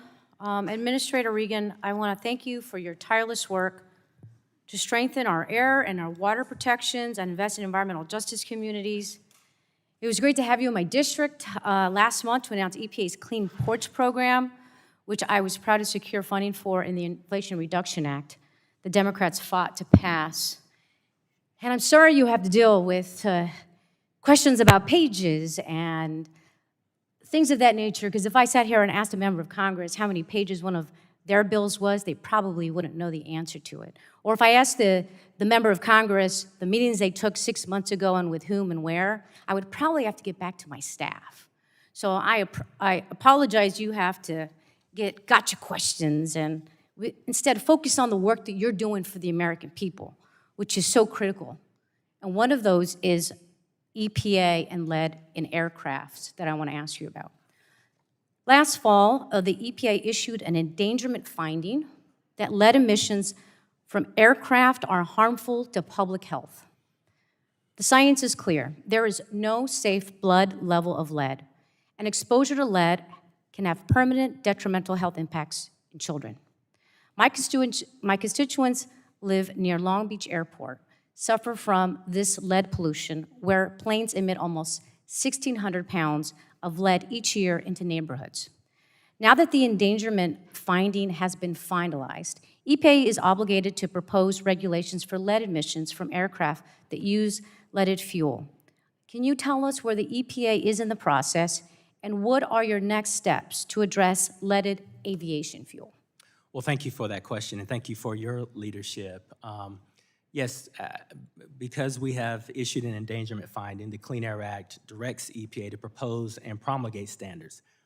So our subsequent regulatory action will be done in concert with FAA. We're going to be working together to carefully consider the technology, the cost, the lead time, the safety. We are well on our way having those conversations, and we're working on regulatory options that address these potentially harmful emissions, and we're going to keep doing that in partnership.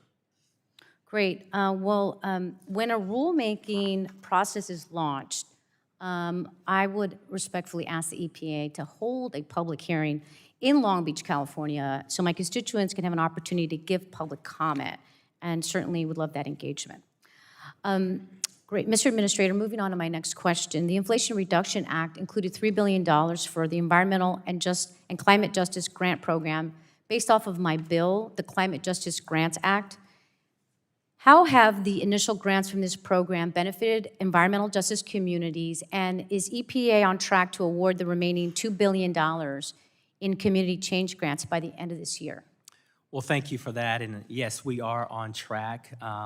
As of last November, we launched our new Community Change Grants Program, which will invest $2 billion in activities that benefit disadvantaged communities. As you know, many of these communities have had solutions for decades. They just haven't had a seat at the table. This is a significant opportunity to do that. In December of 2023, we announced $600 million for 11 selected grant makers under the Environmental Justice Thriving Communities Grant Program. So we're ensuring that we're soliciting partnership with those who have been on the ground, who understand where these investments should go, and we're very confident that we're on track doing that. Great, thank you. There are 8 adopted California climate and clean air rules waiting on federal waivers from EPA. These rules include zero emission standards for tugboats, locomotives, and trucks. I know you've heard me already ask you privately, so publicly, will EPA prioritize the review of these waivers? We absolutely will. We have. We've been working with CARB. There are 8 waivers. They are very ambitious waivers, and so we want to give the correct technical evaluation to them. So we've been having those conversations, and we've begun to prioritize those 8 waivers in response to how California is also advising the priority of those 8 waivers. Great, thank you. If EPA were to approve all these waivers, nearly 9,000 lives could be saved, and California would see over $75 billion public health benefits. This also has national implications since other states can opt into California standards. So I just urge EPA to make these waivers a priority. For my next and last question, for the President's proposed fiscal year 2025 budget, there is a significant requested increase for EPA's civil rights program, which enforces compliance with civil rights laws to address environmental injustice in communities. Can you provide greater detail on how EPA plans to use these additional funds to address environmental and public health disparities? Absolutely. We are responding to an unprecedented volume of civil rights complaints filed with the agency.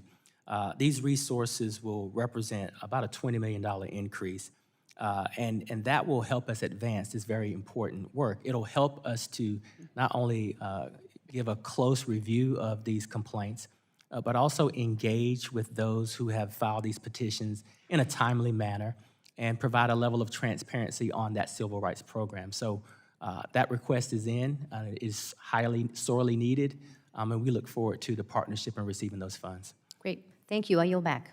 The gentlelady yields. The chair now recognizes the gentleman from Indiana, Representative Pence. Thank you, Mr. Chairman, and thank you, Director Regan, for being here. As a little side note, at one time in my life, I was the Chief Deputy Commissioner of the Indiana Department of Environmental Management, so something, you and I have a little bit of background in that. I've got a Richmond coal plant, Richmond, Indiana. I'm in the Indiana 6th District, and it's one of those plants that when it gets 2 degrees like it did in December, they turn it on, and when it gets real hot in the summer, they turn it on, but it doesn't run all the time. So I got a question about an aspect of some new recent regulations. Your current coal combustion residuals policy was overtly silent on beneficial reuse, but the new rule covertly, retroactively regulates it through the EPA's new position that the CCR cannot be beneficially used on site. Was this intentional? If not, can you correct that? I'll take a look at the level of specificity on that. Obviously, our crew looked at the health disbenefits of some of that coal ash and how it was being stored and how it was being reused. Sure. This one's nowhere near the waterway. This has been going on for over 100 years, still in the same containment. I wish you would do that, okay? We'll take a look at that. It's owned by the city of Richmond, 37,000 people. And we need it as base load until an alternative can be, and not just shut down before and wipe out base load when we need it most. Okay? So see, I'm taking a kinder, gentler approach to you, huh? Giving you a break. How's that sound? Last time we spoke, we talked about RINs, e-RINs. And while the EPA decided to remove e-RINs from their final RFS rule, they cannot be taken. They have not taken the idea off the table for future regulations. At a June 2023 hearing in front of this committee, Assistant Administrator Joe Goffman stated your agency would be leaving the door open for e-RINs. Has the EPA had any further internal discussions about the e-RIN program? We're still in that evaluation mode. We got a lot of comments on that program, ranging from how it could be done in an efficient way to questioning the legal authority to do so. So we're taking our time and giving that careful deliberation. So one of the things that you and I talked about the last time we met, having spent my life in distributing petroleum product and moving, buying, selling RINs, and seeing the effect that that had on some groups versus other groups, I'm very concerned that this is going to, while it may create credits for some, particularly in my manufacturing area, it may increase cost drastically. Would e-RINs be something that a manufacturing facility, if they weren't buying clean energy, would they have to get in that game? Let me have my folks get back to you on that. You're laying out the conundrum that we're in. It's very complex. We don't want to have any unintended consequences. We want it to be fair and transparent.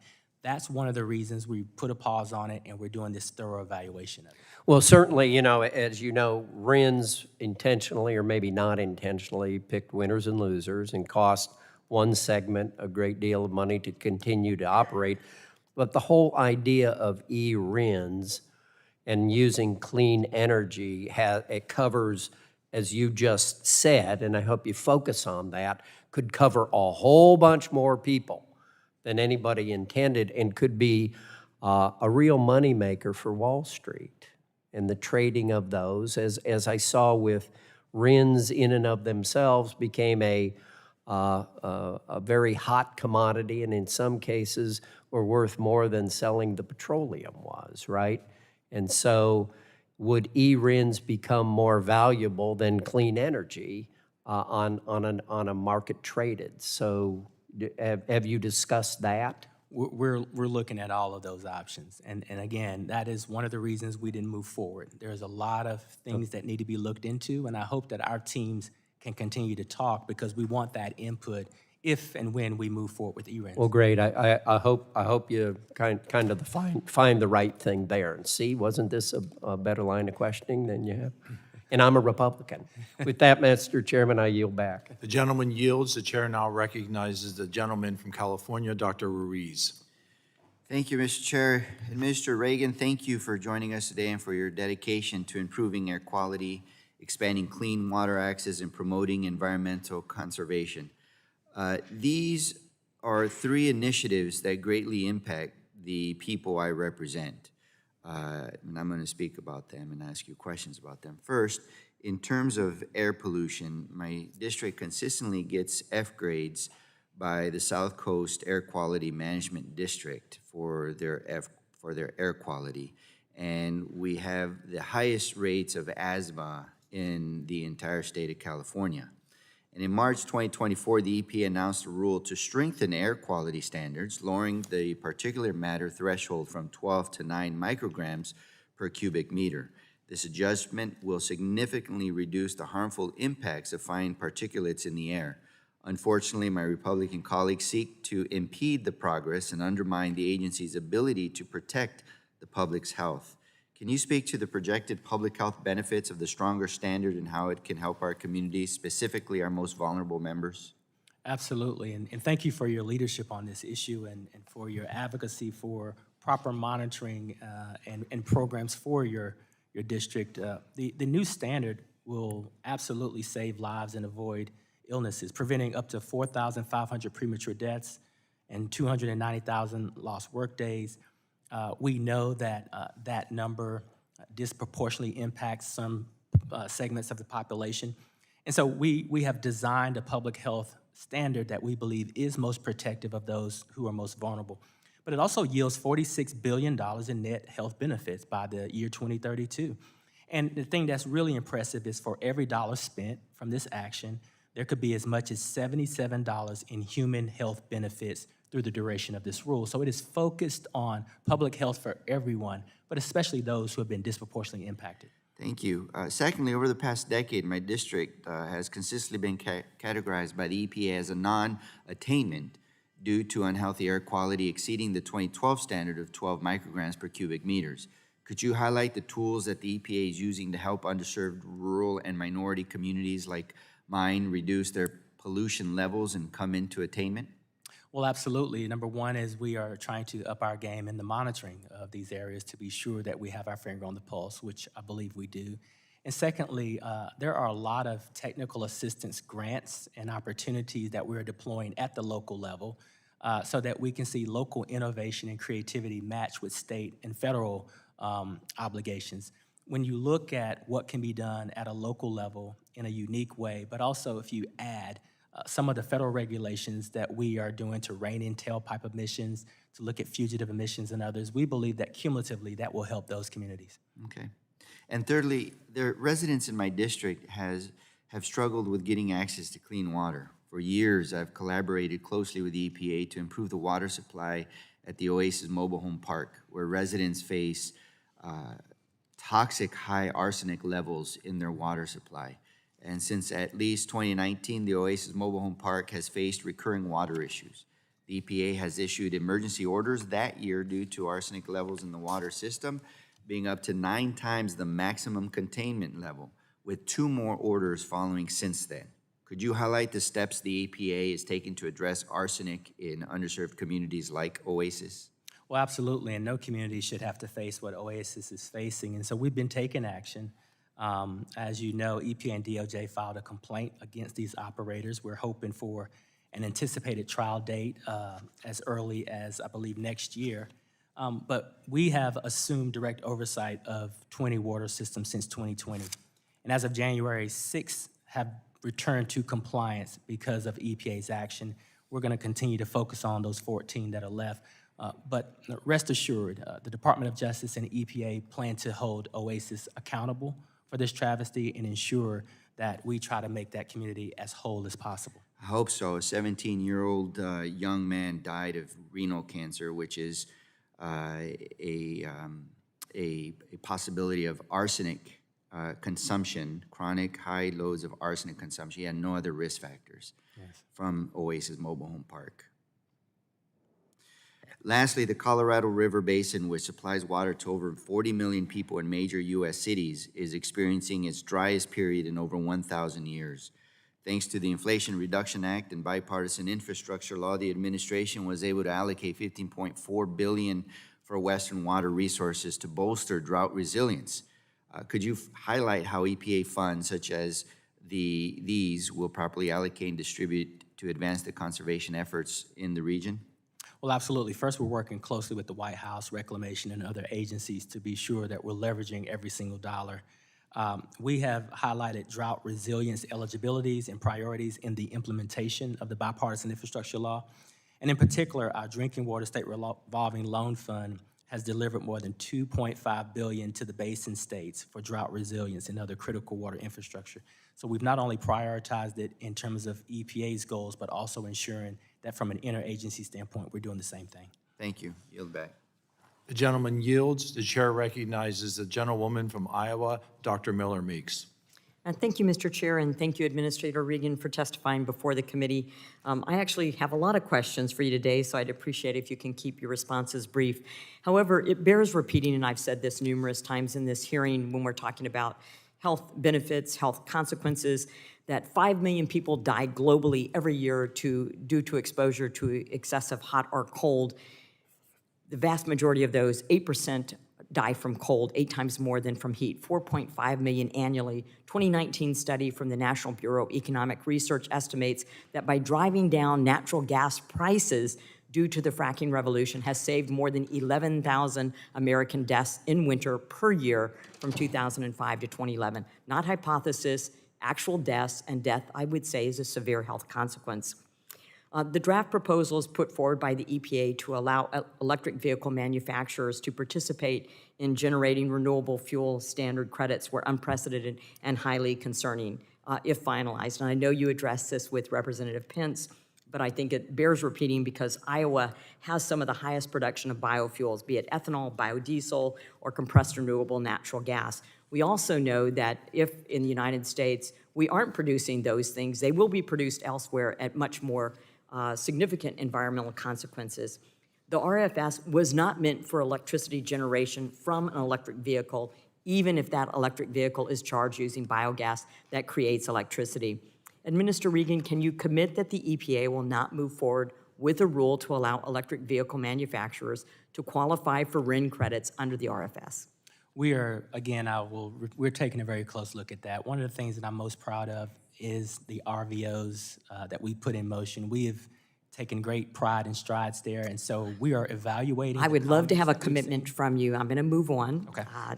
I'd like to revisit a question that you didn't have the answer to last year when I asked, and I'm going to ask it again. I don't consider these gotcha questions. Sure.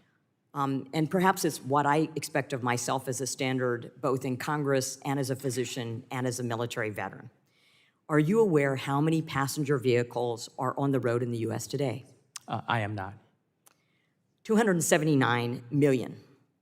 And are you aware how much energy it takes to get a single 100-mile charge on an electric vehicle? These are passenger vehicles. Sure, I don't have that. 30 kilowatt hours. Now, the reason I ask that question, if you're going to make a rule that has such consequential impact to people's personal lives, to their health, to their ability to visit family, to the ability of our economy to work in the United States, I would expect of myself to know, because 279 million vehicles and 30 kilowatt hours comports to approximately 9 trillion kilowatt hours needed for energy for electric vehicles on the road today. And this is at a time when the EPA is trying to force closures of coal plants under the Clean Power 2.0 rule and has plans to go after natural gas plants next. And the EPA's plan to meet the electricity demand for the remaining, requiring 69% of cars to be electric by 2032. My point is, before issuing a rule, you would need to know an assessment of what it is and a plan for how to generate that electricity. And there's no such, I think, illustration that the EPA has even taken any of that into consideration. We have. I can guarantee you we have, and our staffs can connect on the type of thorough analysis we've done on the demand that would be required and the reliability factors that we've used there. Well, somehow it's missing to most of Congress and most Americans who want to have choice in their vehicles. Do you also need a reminder on the disaster this past January of electric vehicles and charging stations in Chicago not holding a charge during sub-zero temperatures? It does kind of get cold up north. Does EPA not believe that consumer choice is important when selecting a vehicle that reliably fits their needs every day of the year, regardless of weather? Absolutely, which is why we didn't issue a mandate. If you take a look at that, there's internal combustion engines, plug-in hybrids, and electric vehicles. There's a combination of options for the American people. I think the American people would very much like to see the rationale behind the rule. And Administrator Regan, are you aware that the U.S. manufactured goods are 80% more carbon efficient than the world average? Yes.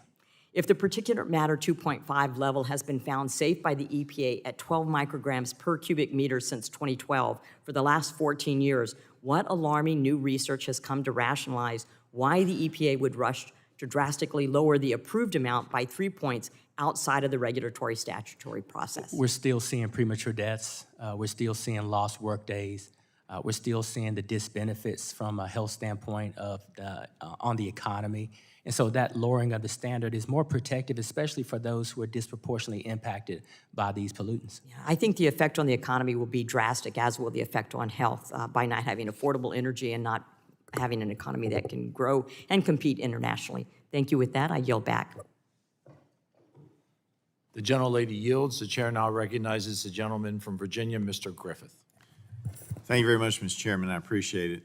The EPA published its coal combustion residual rule on coal ash disposal and on expanding jurisdiction to all CCR ponds with a standard that only allows for closure. Isn't that correct?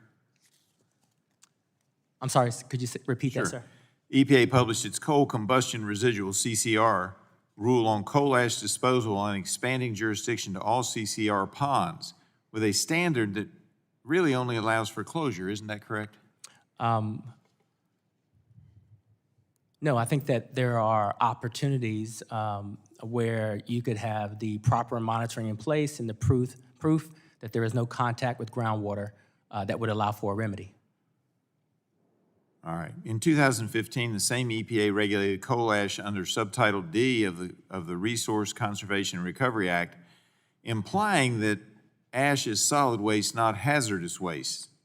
In 2015 regulation, the EPA specifically mentions how coal ash has beneficial uses and is not, I repeat, this was from the EPA, is not classified as hazardous waste.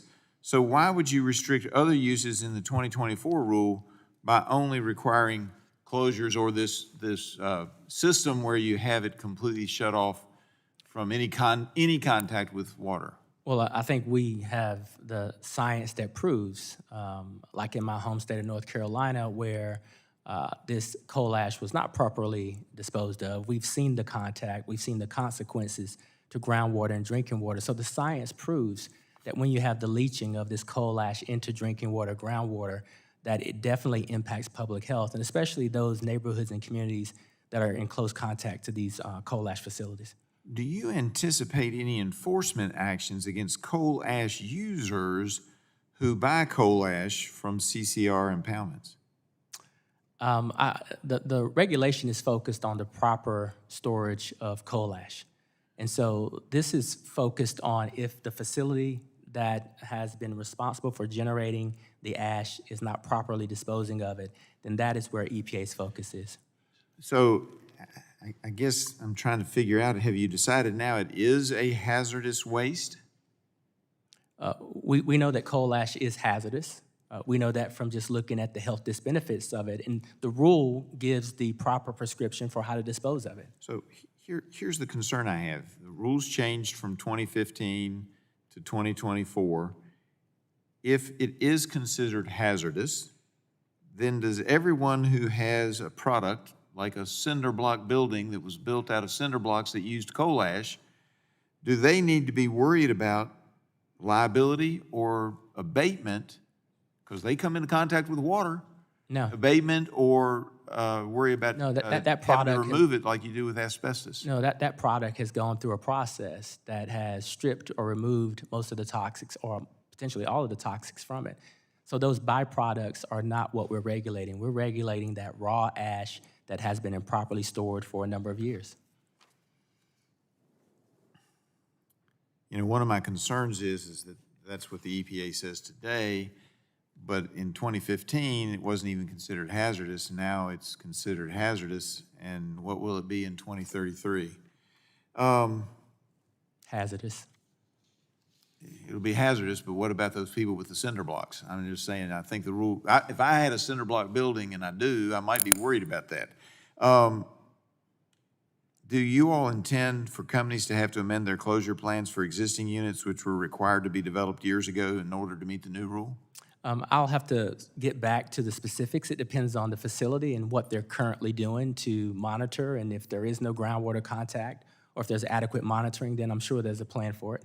If they've already developed a plan years ago, you're saying they could be required to shut down under the new rule and have to come up with a different plan? Not necessarily shut down, but they'll have to take a look at the existing plan to see if it meets the new requirements to ensure that there is little to no groundwater contact or that they are monitoring the contact that's occurring. Let me ask you this. If there's a pond out there that's been closed for years, doesn't meet the new rule requirements, and there's been no problem and the EPA doesn't find any problem, why would you require the utility to uncap, dig up, and then send numerous dump trucks through what is likely a small community for weeks, if not months and years, in order to move the product that you say is hazardous from a facility where apparently it's been stored for years safely? I'm not sure you'd have to do that. That scenario you just laid out, we'd have to look at the But if it comes pond. into contact with some water but hasn't been a problem, I think you, We may not know if it's been a problem unless it's been properly monitoring, which is why monitoring is a key in this conversation. all right. I yield back. My time is up. The gentleman yields. The chair recognizes the gentleman from Michigan, Representative James. Thank you, Mr. Chairman. Thank you, Mr. Regan. I appreciate you making yourself available today for a frank discussion on EPA's policies, and for the sake of time, I'll just jump into my questions. According to the Bureau of Labor Statistics data, Michigan employs approximately 165,000 workers in automotive manufacturing, many of which are union employees. Because electric vehicle assembly requires fewer employees than combustion engines and eliminates the need for 3/4 of the current vehicle workforce, estimates project that Michigan will suffer almost a 117,000 job loss if 67% of new vehicle sales are electric. This comply or die EV agenda will put 77,000 manufacturing jobs in Michigan 10th Congressional District alone in jeopardy and great risk of extinction. Are you concerned about the impact that these regulations are going to have on Michiganders who currently rely on these jobs? I've had a significant number of conversations with President Shawn Fain about this very issue. And I think we have a plan in place to protect these workers, which is why the UAW, the Big Three, the Automobile Alliance, all gave positive statements when this rule was issued on the day that we made the announcement. And just for the benefit of Congress here, can you share a little bit about what that plan is? You said you had a plan with the UAW. The transition workers? Yes. Yes, to What the- retool workforce development. Yes, we can provide you the details that were provided to us by the experts, by the UAW, by labor, by others, again, who have said that we need to do this in an appropriate way. And in the plan, was there any money associated with this plan and retooling and retraining, anything that was released recently? There are resources coming from the administration at large, not coming from our regulation. Okay, so last week it was about $100 million. Are you aware of what penalties Stellantis and General Motors paid based upon their noncompliance with already unrealistic regulations thus far for the automotive model years 2018 and 19? GM and Stellantis supported this rule. I mean, Because they're afraid of getting crushed by overburdensome regulation coming from the government. It was over $300 million. And so the $100 million that is being proposed to help with this retooling, retraining, pales in comparison to the over $300 million that's already been taken away from automotive manufacturers. What happens, bless you, what happens is the bonuses of these UAW workers are reduced further when they're paying penalties that do not go into retraining or retooling. It goes into the general fund and does not benefit either reducing climate emissions or retraining workers. My next question, automakers are losing roughly $6,000 on every EV they sell at a price point of $50,000. There are even instances of American automakers, job creators based in Michigan, reporting losses of more than $100,000 for every EV it delivered in the first quarter of this year. Consumers are paying more because of this mandate, and American automakers are losing money. Administrator Regan, wealthy people receiving tax credits to subsidize an EV market that is being offset by increasing prices on combustion engine vehicles is not sound policy. When you also consider that the heavier vehicles are destroying our roads, barriers are no longer capable of stopping this amount of force, putting people in jeopardy of increasing fatalities due to crashes, which are already high. You look at parking structures collapsing, a grid that's not ready, technology that's still being developed. Why does the EPA support raising costs and reducing consumer choice for average Americans, particularly when infrastructure trust funds are relying on gas taxes? Have those been considered? Yes, all of what you've laid out has been considered and discussed. I wouldn't say we've come to the same conclusion, and I won't speak for the auto workers in the UAW. I'll let them speak for themselves. They supported the rule. I won't speak for GM and Stellantis and others who are running $7 million Super Bowl ads either. The future is electric, but our rule isn't an EV mandate. It provides lots of combinations of options. So your rule isn't a mandate? It's not a mandate, no. Okay. If you look at the compliance options that they have, which, by the way, Toyota and others weighed in heavily, we increased the number of hybrids, plug-in hybrids. There are internal combustion engines that are qualifying as well. When you look at the options that they have to pursue this rule. I So personally don't I get believe- your I intent, but personally I've heard don't enough. believe I the get your intent, but intent is not impact, is what I see, is whatever you intend with these rules, the impact will be is that the uptake is only 7%, and inside the span of the next 5 to 10 years, expecting this will absolutely crater American jobs. It's going to hurt people in Michigan's 10th congressional district, and it's not going to achieve the goals that you say are going to be achieved. With that, I have to yield the rest of my time.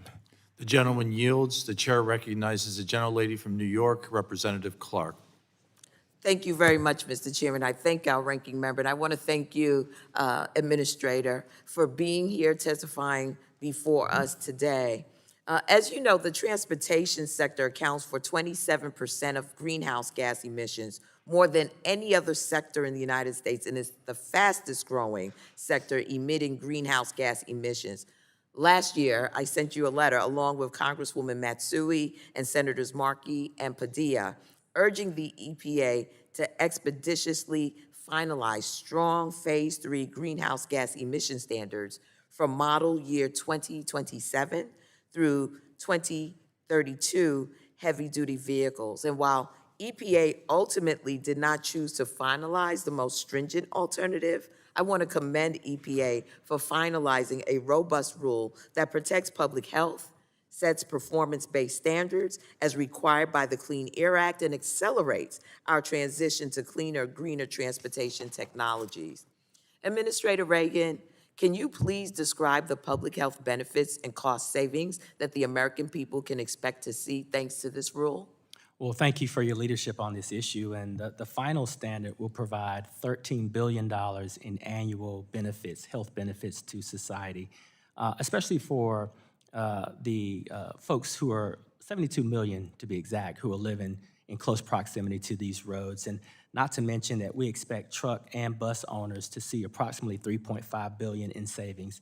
We believe that this is a win-win-win. It's a win for the truckers, it's a win for the economy, it's a win for public health. And there's one more win, and that's for the environment.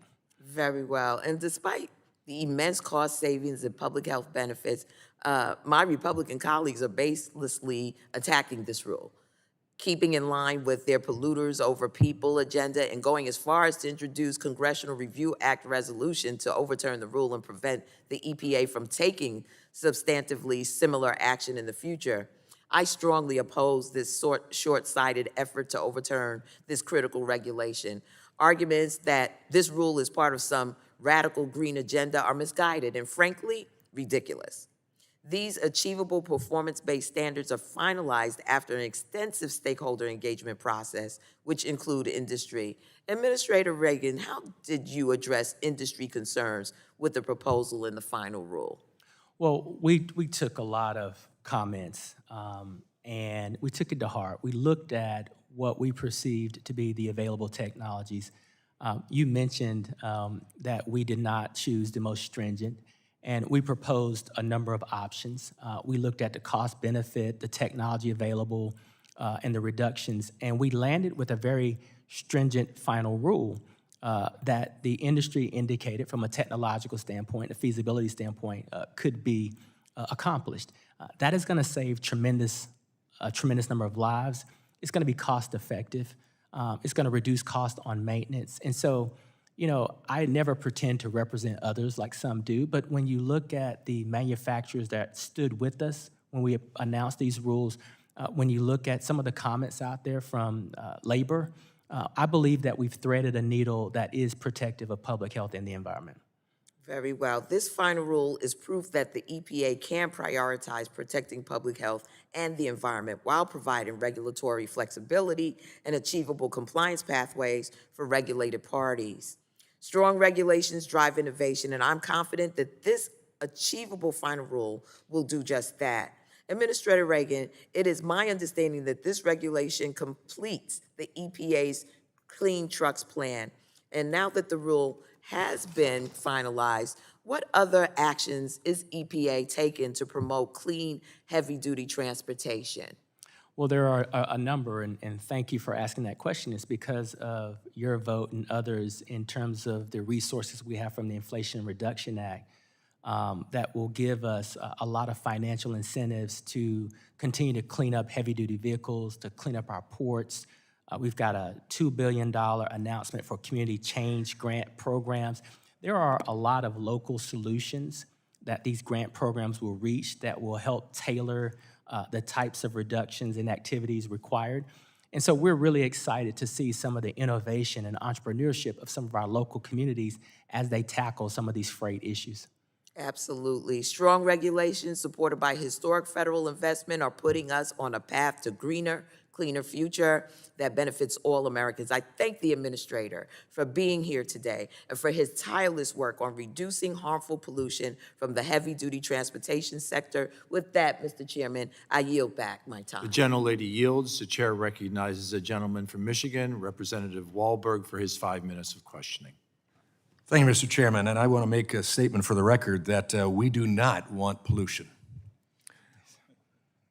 May I say that again? As a Republican, conservative, and a vice chairman of the Conservative Climate Caucus, I do not want pollution.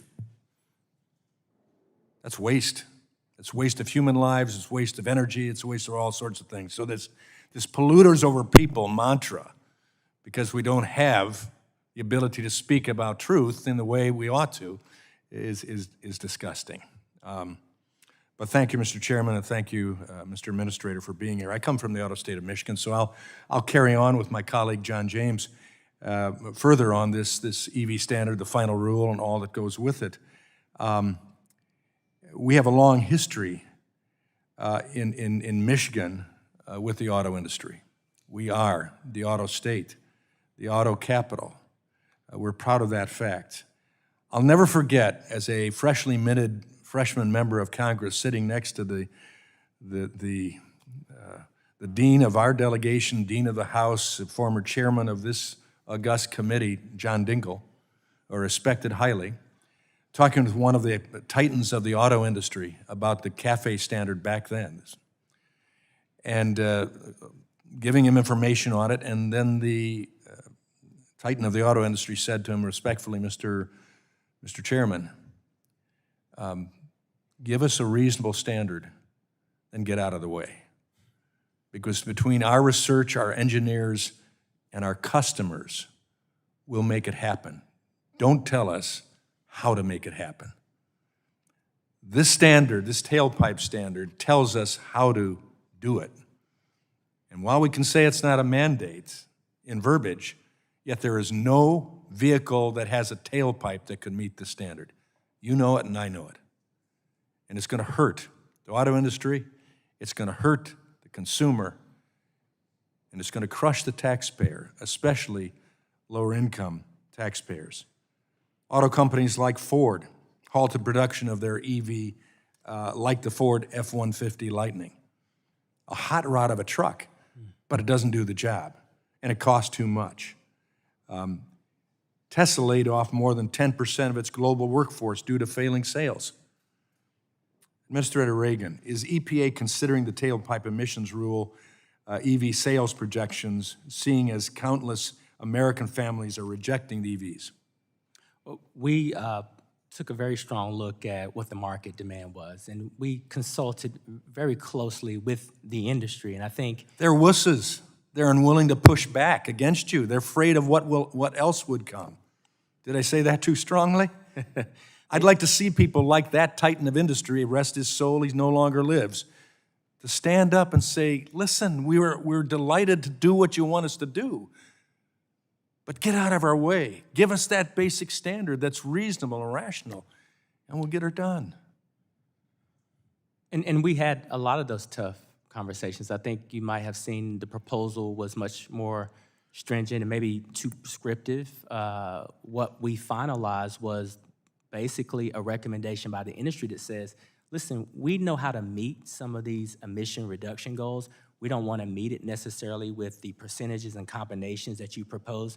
So let us propose how we can meet those emission reductions. And I think that's why you see a much heavier penetration of plug-in hybrids and hybrids, a lot more— But only 13%, as I understand it, will make up this deal.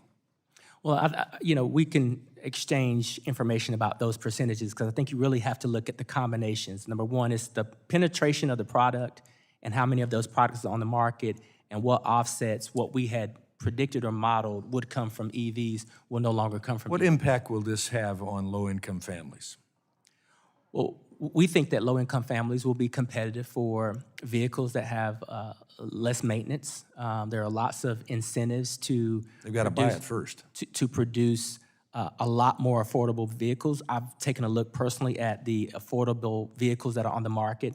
There's diversification coming from these auto industries. And so, yes, we believe we're not going to leave these communities behind.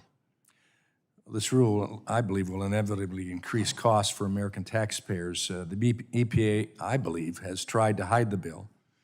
The Congressional Budget Office initially estimated that EPA tailpipe emissions rule would add $224 billion to the national deficit. EPA has tried to conceal the program's real costs from Congress and the American people. EPA's analysis estimated lower costs by utilizing faulty assumptions. For example, they assumed that without the rule, battery electric vehicle sales reached 39% of vehicle market in 2030. Is it true that the light-duty vehicles rules cost-benefit analysis does not account for the first 39% of battery electric vehicles sold? I'm not quite sure about that calculation. I will say that the rule does account for the battery manufacturing uptick that we're seeing here domestically, and has taken into account, again, some of the product readiness that the companies have directly discussed with us. That's for battery, but that's also for plug-in hybrids and traditional hybrid and internal combustion as well. Well, I tell you what, this administration probably won't have the opportunity to see the ultimate impact. We'll be gone before that impact is there. But it'll be tragic for the auto industry, but more importantly for the consumer. With that, I yield back. The gentleman yields back. The chair now recognizes the gentlelady from Florida, Representative Castor, for 5 minutes of questioning. Thank you, Mr. Chairman. Ambassador Reagan, thank you for your devotion to hardworking American families. You recently said that one of the biggest challenges facing our nation is man-made pollution that damages our air, our water, our land. Not only is this pollution a major threat to public health, but it's pushing our planet to the brink. I agree. Pollution and the resulting climate crisis they're driving up the cost of living for all Americans. Back home in Florida, skyrocketing electric bills because of gas price spikes. We have to run our air conditioners longer because there are too many hot days, well over 90 degrees. We have a property insurance crisis in Florida. All of this is really hitting my neighbors, really hitting them hard. That's why it was so important to see EPA tackle harmful climate pollution from power plants. Last year, I led a letter to you from about 100 of my Democratic colleagues that urged EPA to finalize the strongest possible carbon pollution standards for power plants, and at the same time encouraged the engagement with workers and unions and frontline communities. So I want to say thank you for delivering. Last month with the agency's historic rules to cut pollution from existing coal and new gas plants, as we do all that we can to help lower the cost and deliver cleaner, cheaper energy and a more resilient electric system all across the country. Administrator, my Republican colleagues continue to ignore the cost of the overheating climate.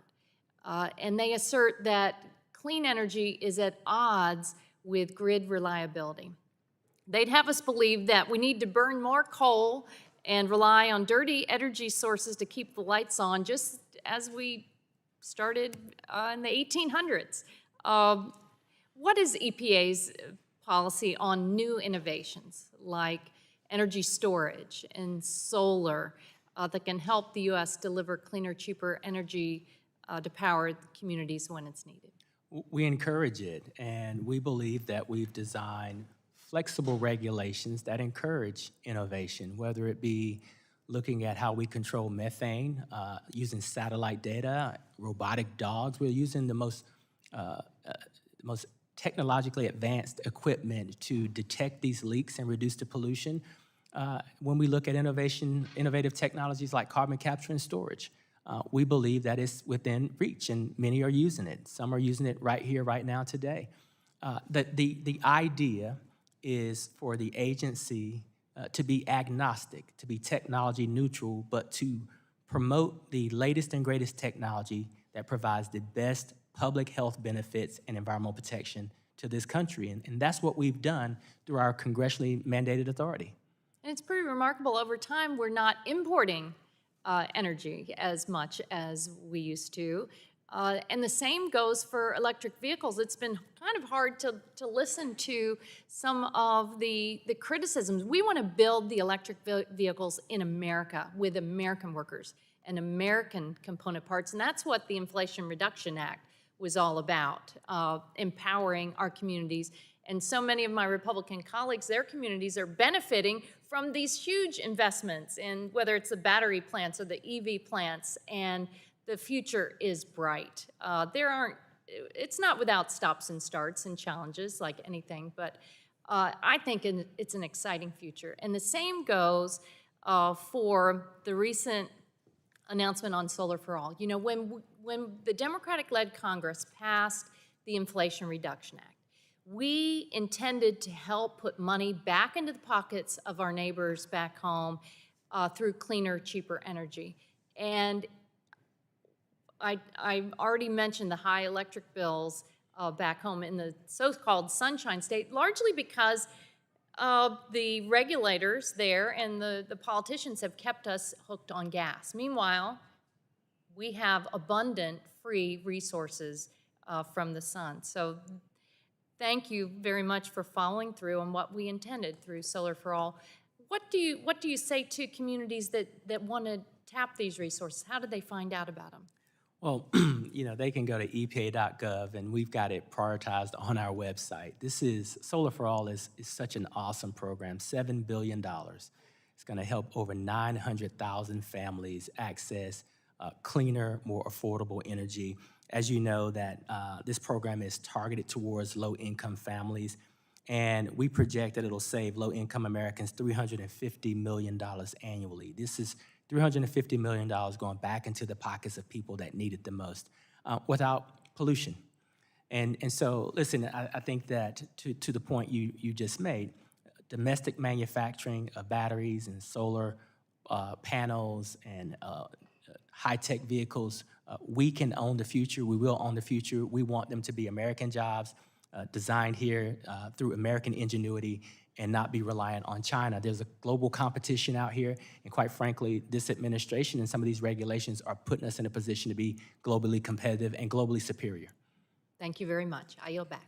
Gentlelady yields. The chair now recognizes the gentleman from Texas, Representative Crenshaw, for 5 minutes of questioning. Thank you, Mr. Chairman. Thank you, Mr. Regan, for being here. We'll talk about at the 30,000-foot level about the EPA. So according to the EPA's website, the core function of the EPA is to protect human health and the environment. And that's important because the word health, it's not just health incidents related to pollution. Your health is affected by your ability to work, buy electricity, transport yourself in your gasoline or electric-powered car, or utilize the latest medical technology created from advanced polymers made from fossil fuels. So balance is always the key. If you see your role as only protecting the environment without serious regard for human flourishing, then the logical conclusion would be ceasing all modern processes in manufacturing and just going pre-industrial. Now, no serious person actually says they want that, of course, I get that. But actions speak louder than words, and under your leadership, the EPA, in my opinion, has become the most dangerous agency in America. Now, why do I use the word dangerous? Because it's the only agency actively targeting and attempting to reverse the economic activity that creates human flourishing. We're more focused on appeasing the more radical environmentalist activists than creating pragmatic regulations that draw this essential balance between protecting the environment and protecting human flourishing. We're in an era of increasing demand for energy. Gasoline prices are up 52% since Biden took office. The price of electricity has increased 30%. And yet, your EPA's regulations are likely to risk the retirement of more than 155,000 megawatts of dispatchable energy. That's according to industry experts. The North American Electric Reliability Corporation has explicitly cited EPA regulations as a threat to grid reliability. Grid reliability is a big part of human flourishing. At the same time, in the midst of all this, over the past 50 years, air pollution has dropped nearly 80%. Our CO2 emissions have dropped to 1990 levels. It's not like we haven't been doing anything. It's not like we don't care. So we have an increasing demand for the most basic of modern necessities and an increasingly cleaner environment, and yet the EPA continues to adopt this perplexing mindset that if one regulation was good, then 10 more must be better. It doesn't have to be this way. We could lower emissions by focusing on innovation in carbon capture and nuclear energy. We could export more natural gas to countries that primarily burn dirty coal. We could acknowledge the shocking fact that CO2 emissions are in fact global and primarily come from China. Rules and regulations should be seriously considering the costs and benefits, not just blindly following the demands of some radical fools that glue themselves to museum art. Ironically, most likely using glue made from petroleum-based resins. I want to get to a couple of questions, specifically on chemicals. The Toxic Substances Control Act. There are nearly 400 pre-manufacturing applications still awaiting a risk determination. Over 90% of those have passed the statutory deadline of 90 days. Can you comment on that and why that's taking so long? The budget was cut this year specifically for that program. We received budget increases This backlog, exactly, this backlog predates this year's budget cuts. Predates me. Just appropriate. It predates this administration. We fought hard, and I think we did have in all honesty, we had a great productive conversation about this. We made some headway. You all gave us more resources. We more than doubled the reviews each month with that increase, and now this year, we're seeing a reduction. Understood resources could be an issue, but are they using the best science? I mean, are they really using the best, most logical science when it comes to assessing each application? We are. As a matter of fact, we are incentivized to get as many new products on the market as possible. The courts have been hampering us for years. We haven't had the resources. We finally got the resources from you guys. We've been using the best science, putting more products on the market. Okay. And now the I funding believe is you being that the cut. courts try to hamper you. I understand that the courts are often weaponized by outside groups. But look, here's one of my concerns. It's hard to explain a draft risk evaluation for formaldehyde that sets the safe limit at 11 parts per billion, which is actually below the level found in ambient air. There's another one that claims that the safe level of ethylene oxide should be lower than what it is naturally found in the human body. When I ask about the good science, that's where it's coming from, and I think that's worth looking into. Natural gas, this isn't your area. The Department of Energy has stopped our natural gas exports. But last time you were here, you acknowledged, and I think thoughtfully, that if we were to export more natural gas to dirty coal-burning countries, it'd be better for the environment, right? So at least from the environmental perspective, do you still agree with that? I think that, according to my understanding, DOE has put a pause on that to get a better handle around science. But I, in no way, am reading that as a permanent pause on LNG or natural gas. We know that That's natural comforting gas is because you know more about the administration's policies than I do. So if you think that that's coming back, boy, that is comforting. And again, I just want to get on the record that from the environmental standpoint, sending more natural gas to countries that primarily burn coal is overall better for global emissions, right? Cleaner burning natural gas is absolutely better than coal. Thank you. The gentleman yields. The chair now recognizes the gentleman from California, Representative Cardenas, for 5 minutes of questioning. Thank you very much, Chairman. Thank you, Administrator Regan, for being with us today to answer our questions in full view of the public about what we're doing and not doing and what you're doing out there. As you are aware, every day over 20 million children across the country use a school bus to get to school. Unfortunately, these buses are often fueled by diesel, which pollutes the air our children breathe and leads to high rates of respiratory illnesses, health complications, and missed days of school. Simply put, this is an injustice to our youth and to our communities. In 2021, I worked with Congresswoman Hayes and Senators Padilla and Warnock to introduce the Clean Commute for Kids Act, the bill which addresses harmful diesel pollution that impacts our children. School teachers and communities went on to serve as the inspiration for the Infrastructure Investment and Jobs Act, Clean School Bus Program. I'd like to thank you, Administrator, for your work and the work of your team at the EPA on the implementation of this vital program. The response from school districts has been nothing short of tremendous, and to date, every funding opportunity made available under the Clean School Bus Program has been oversubscribed. Throughout the rollout of the program, the applicant pool has included submissions from all 50 states, Washington, D.C., Puerto Rico, the U.S. Virgin Islands, Guam, American Samoa, and federally recognized tribes. And in fact, it's my understanding that many of my colleagues on the other side of the aisle, their districts have submitted for this program extensively as well, and represent school districts and applied for funding through this program to buy cleaner school buses throughout America. Administrator Regan, can you provide an update on how we've seen communities and school districts respond to the Clean School Bus Program in both blue and red districts? Well, it's just been, thank you for your leadership on this topic. This is one of the most enjoyable programs I've ever managed.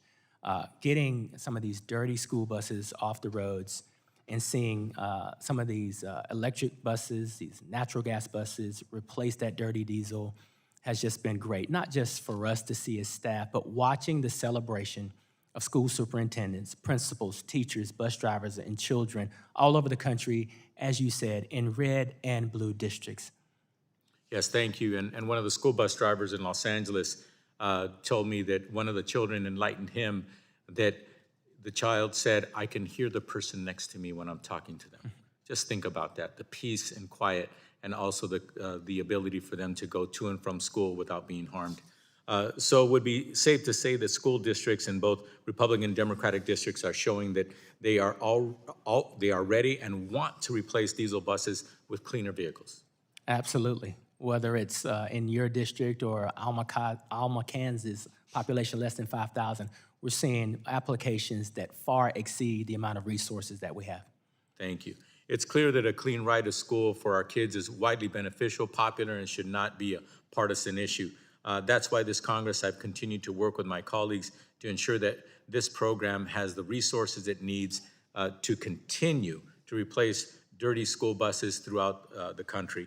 I'm thrilled to be joined by 140 of my House and Senate colleagues in writing to the leaders of the House and the Senate Appropriations Committees to build off of the down payment made in the IIJA and request an additional $300 million for the Clean School Bus Program for the fiscal year 2025. Administrator Regan, if appropriated, could additional funding for the Clean School Bus Program help meet the immense demand from school districts and tackle the monumental task of cleaning up the nation's school bus fleet? Absolutely. As you said earlier, we're overprescribed every year. The bus manufacturing base here in the United States is prepped and ready and meeting that demand. It's good for jobs, it's good for the environment, it's good for our kids. Good. And I think we're demonstrating to the rest of the world that we can clean up our act and that they can follow suit as well. I understand that you recently committed to Senator Padilla in a Senate committee hearing that you'll be visiting Southern California hopefully soon in the near term? Absolutely. Good. Yes, we have some unique and pressing air quality issues that him and many of the Southern California delegation would like to have you see for yourself. Hopefully we can see you out there soon. Having clarified that question, I can now go back to my apartment tonight and tell my roommate, Senator Padilla, that I did my job today. So thank you very much, and thank you for your leadership. And also, please go back and tell your team how much we appreciate them and how much we do appreciate the amazing work that they've done, unprecedented work that this country is now embarking on. So thank you so much. My time having expired, I yield back. Thank you. The gentleman yields back. The chair now recognizes the gentleman from Utah, Representative Curtis, finally, for 5 minutes of questioning. Thank you, Mr. Chairman. Good afternoon, Administrator. The last time you and I talked and we met in this setting, we discussed how the EPA's lack of adherence to statutory deadlines was directly impacting the pace of American innovation. And by the way, much of that innovation is targeted at a cleaner environment, and by not approving these, we're using older methods that are not as effective. At the time, you told me that everything would be better if you could get more staffing and funding. I pushed back. This is not always an issue of money. It's an issue of organization, and it's an issue of will. But I will say in the last 8 years, EPA has administratively raised user fees more than 14-fold, and you just recently doubled it. Since today's a budget hearing, I want to spend a little time on your budget and starting with our conversation from last year. EPA's new chemicals program applications have dropped from 600 annually to just over 200. In the last 2 calendar years, without regard for a deadline that is a legal deadline, EPA made 95 and 101 determinations respectively. Bluntly put, I think we can still agree that's an F rating. You're required by law to return fees if you miss deadlines. However, EPA has never returned the fee to an applicant when EPA misses its deadline because the applicant always, coincidentally, suspends or withdraws their application. Can you explain why applications always withdraw or suspend their application just in time to allow EPA to keep their money for nothing in return?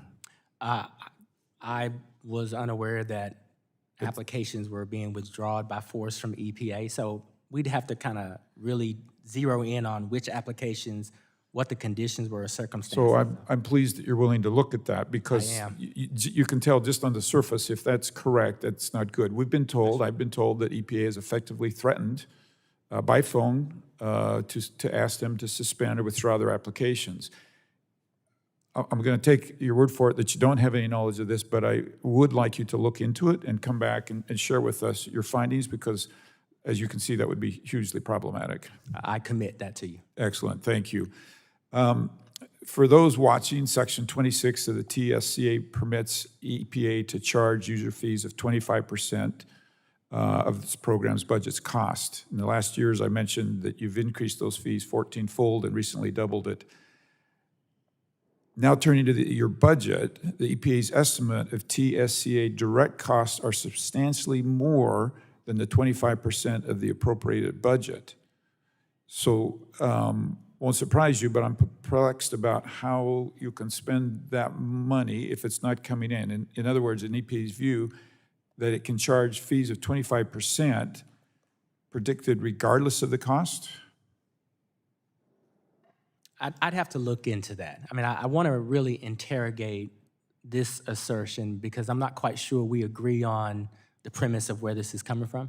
And I think we need to take a look at, number one, the performance over the past 3 years with the increased budget that we did receive, which, the number of new chemicals we're reviewing each month has doubled. We've cleared backlogs. So we need to reconcile what you're saying in terms of our performance over the past 3 years versus these fees and charges. And I'd love to have a deeper conversation about that. I invite that conversation because this is important. It's important for your agency. It's important for America. There's been a lot of discussion today about a cleaner future. Much of these ideas could lead us to that, and the fact that they're being backlogged and then having the problem of being withdrawn without the fees being returned.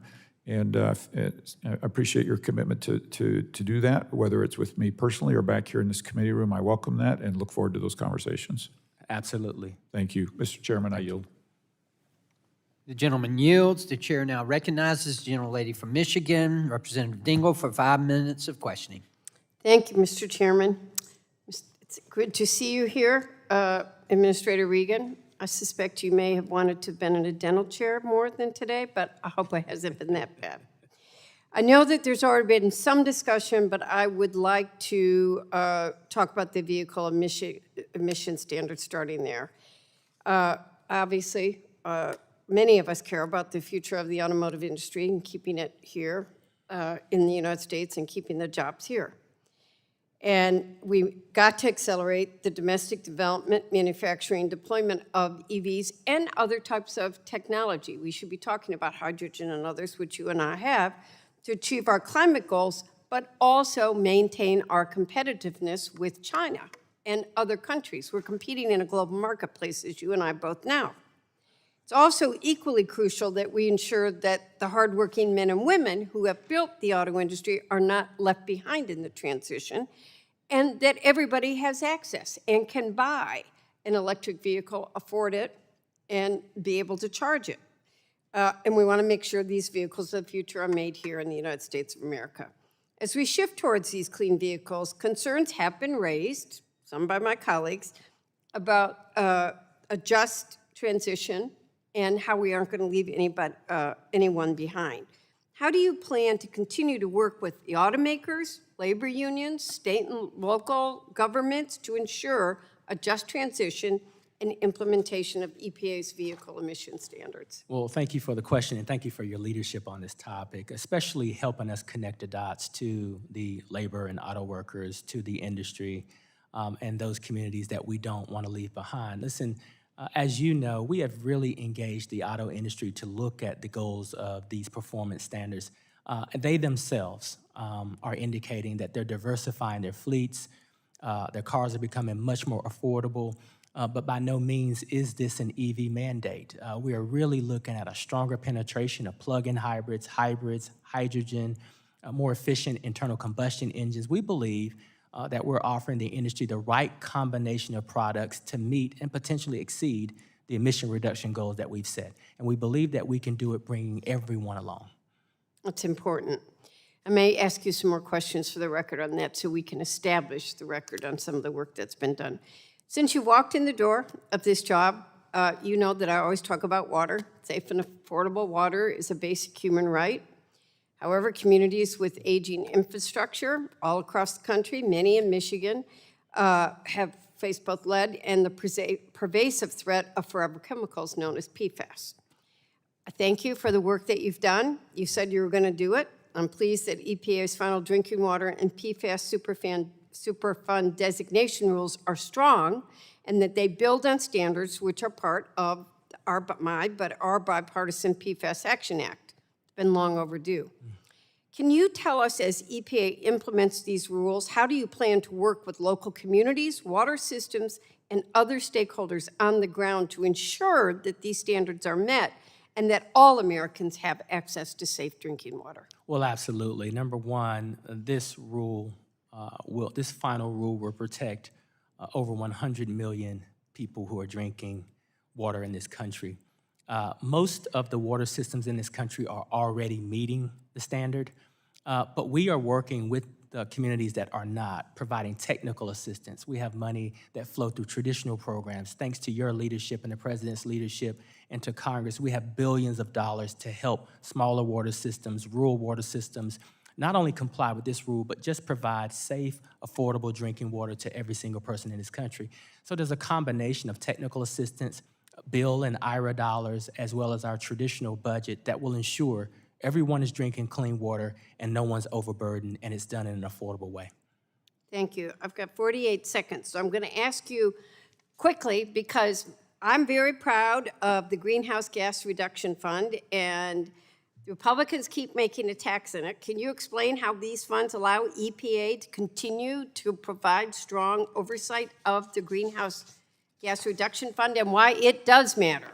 Well, it matters because Congress granted us the $27 billion to ensure that we could have everyone in this country, low to moderate income, Black and brown and tribal communities, participate in the low carbon economy. We're going to take this $27 billion and pull hundreds of billions of dollars of private capital off the sideline to invest in affordable clean energy. We want to have the right staff to implement this program, and so we need the staff because we didn't get that staffing resource from the Inflation Reduction Act. We got the resources to design the program. Now we need to maintain the program. We've also asked for resources for our Inspector General so that we can continue to partner in terms of oversight and ensuring that it's done the way it was intended to be done. Thank you very much, and I yield back, Mr. Chairman. The gentlelady yields back. The chair now recognizes the gentleman from California, Representative Openoti, for 5 minutes of questioning. Thank you very much, Mr. Chairman, and Administrator Regan, thank you very much for your testimony today. I'd like to discuss something that is of vital consequence to my constituents in California's 23rd District. Recently, the California Air Resources Board applied to the EPA for a waiver that would allow them to implement what they call the in-use locomotive rule in California. They're seeking to require all line locomotives to operate in a zero emissions configuration starting in the year 2035 and to prohibit the use of any locomotive that's older than 23 years old. The problem with that is that there are currently no locomotives available that are even close to meeting the definition of that requirement. If you just look at the amount of energy required to move the weight that those locomotives move, a diesel locomotive has the equivalent of about 100 megawatt hours of energy. The best all-electric locomotives that we have now that are in testing are around the order of 5 to 8 megawatt hours. So we're not even close to even having a locomotive available that will meet that rule. Another problem, and this is one that affects my constituents directly, is that BNSF Railways is in the process of constructing a new $1.5 billion intermodal transfer facility in my district in the town of Barstow. That's going to add about 20,000 jobs to my district. It's also going to have the effect of taking millions of truck hours off the roads in California, because it will allow freight to be offloaded off of ships in the ports of Los Angeles and Long Beach, transferred by rail to the intermodal facility in Barstow, and then distributed by rail to other parts of the country instead of being on trucks. And as I'm sure you're aware, given your position, it's about 10 times more efficient to transport freight by rail than by truck. It's much less carbon in the atmosphere. It's better for everyone to do this. The problem is if the EPA approves CARB's waiver request, BNSF is not going to build that transfer facility in Barstow, because they would be required to have all-electric locomotives that don't exist. And so they're going to put that facility in Arizona. So in a way, I should thank CARB. I've gotten more constituent engagement on this issue than on any other issue in my 19 years in elected office. And I brought you a little gift here. This is several thousand letters from my constituents that they've written in, all of them opposing the waiver request from CARB that they would need to implement this. So first question for you, can you tell me what the timing is on the EPA's ruling on the waiver request on this issue? Well, I can tell you that all of the issues that you've raised, we're hearing as well. And listen, by law, California has the right to submit these waivers. There are 8 waivers that are before us, including this locomotive waiver. And so we're working with CARB to try to prioritize these waivers, because they require, as you've just laid out, a lot of technical rigor and the appropriate resources to make the right decision. I'll have my team follow up with you on the timing for all of the waivers, including locomotive. But I can tell you that we're going through a very thorough evaluation right now, and we've got a lot of things to consider. Thank you. Do you have a timing on whether or not, on when you're going to make a decision on the waiver? I'll have our teams connect on that. I don't have the specific timing of that waiver and where it is in that process. All right, thank you. I appreciate that. Absolutely. As you have just pointed out, CARB has the right to make the request, but the EPA has the right to approve or deny the requests. And the Clean Air Act explicitly preempts state regulation of interstate commerce assets such as locomotives. Why on earth would we as a federal government allow a state to create their own regulations? I mean, wouldn't that, when we have 50 different state regulations on locomotives, wouldn't that completely destroy our ability to have a locomotive go from state to state? Well, one of the reasons that we are spending time and giving careful consideration to these waivers is I have pledged, and so have my team members, to follow the science and follow the law. We have to be sure that any action that we take does both of those things, especially follow the law. And so we're giving some careful consideration to these waivers. They're going through the evaluation process. I don't want to get ahead and project or predict whether we're going to deny or approve. I will say that we're going to go through a thorough process. It'll be transparent, and I'd love for our staffs to keep working with yours on where we are in the process to be as transparent as possible. Well, I look forward to doing that, and happy to partner with you on that issue. I am confident that if we follow the science, it's going to be very clear that, first of all, the technology to implement this does not exist, and second of all, that forcing freight off of ports onto trucks instead of being transported by rail is actually much worse for the climate than trying to force electric locomotives that we currently don't have the technology to comply with in the first place. So I've sent yesterday a letter to you signed by 74 members of Congress. Every single member of the Republican California congressional delegation has sent you a letter on this issue. Over half of the members of this committee have sent you a letter on this issue, including all of the Republican members. And so I would ask that you work with us on this and recognize the serious consequences of allowing CARB to go forward with this very misguided proposal. You have my commitment to work with you all, be transparent and be fair. And so we're going to, again, go through this process, evaluate it very carefully, and there will be no surprises. We'll Right. keep you- I'll look forward to that. Mr. Chair, I yield back. Thank you. Gentleman yields. Okay, I ask unanimous consent to insert in the record the documents included on the staff hearing documents list without objection, so ordered. I remind members that they have 10 business days to submit questions for the record, and I ask the witnesses to respond to the questions promptly. Thank you, Administrator, for being here today, for your diligence. Without objection, the subcommittee is adjourned. Thank you, Mr. Chair.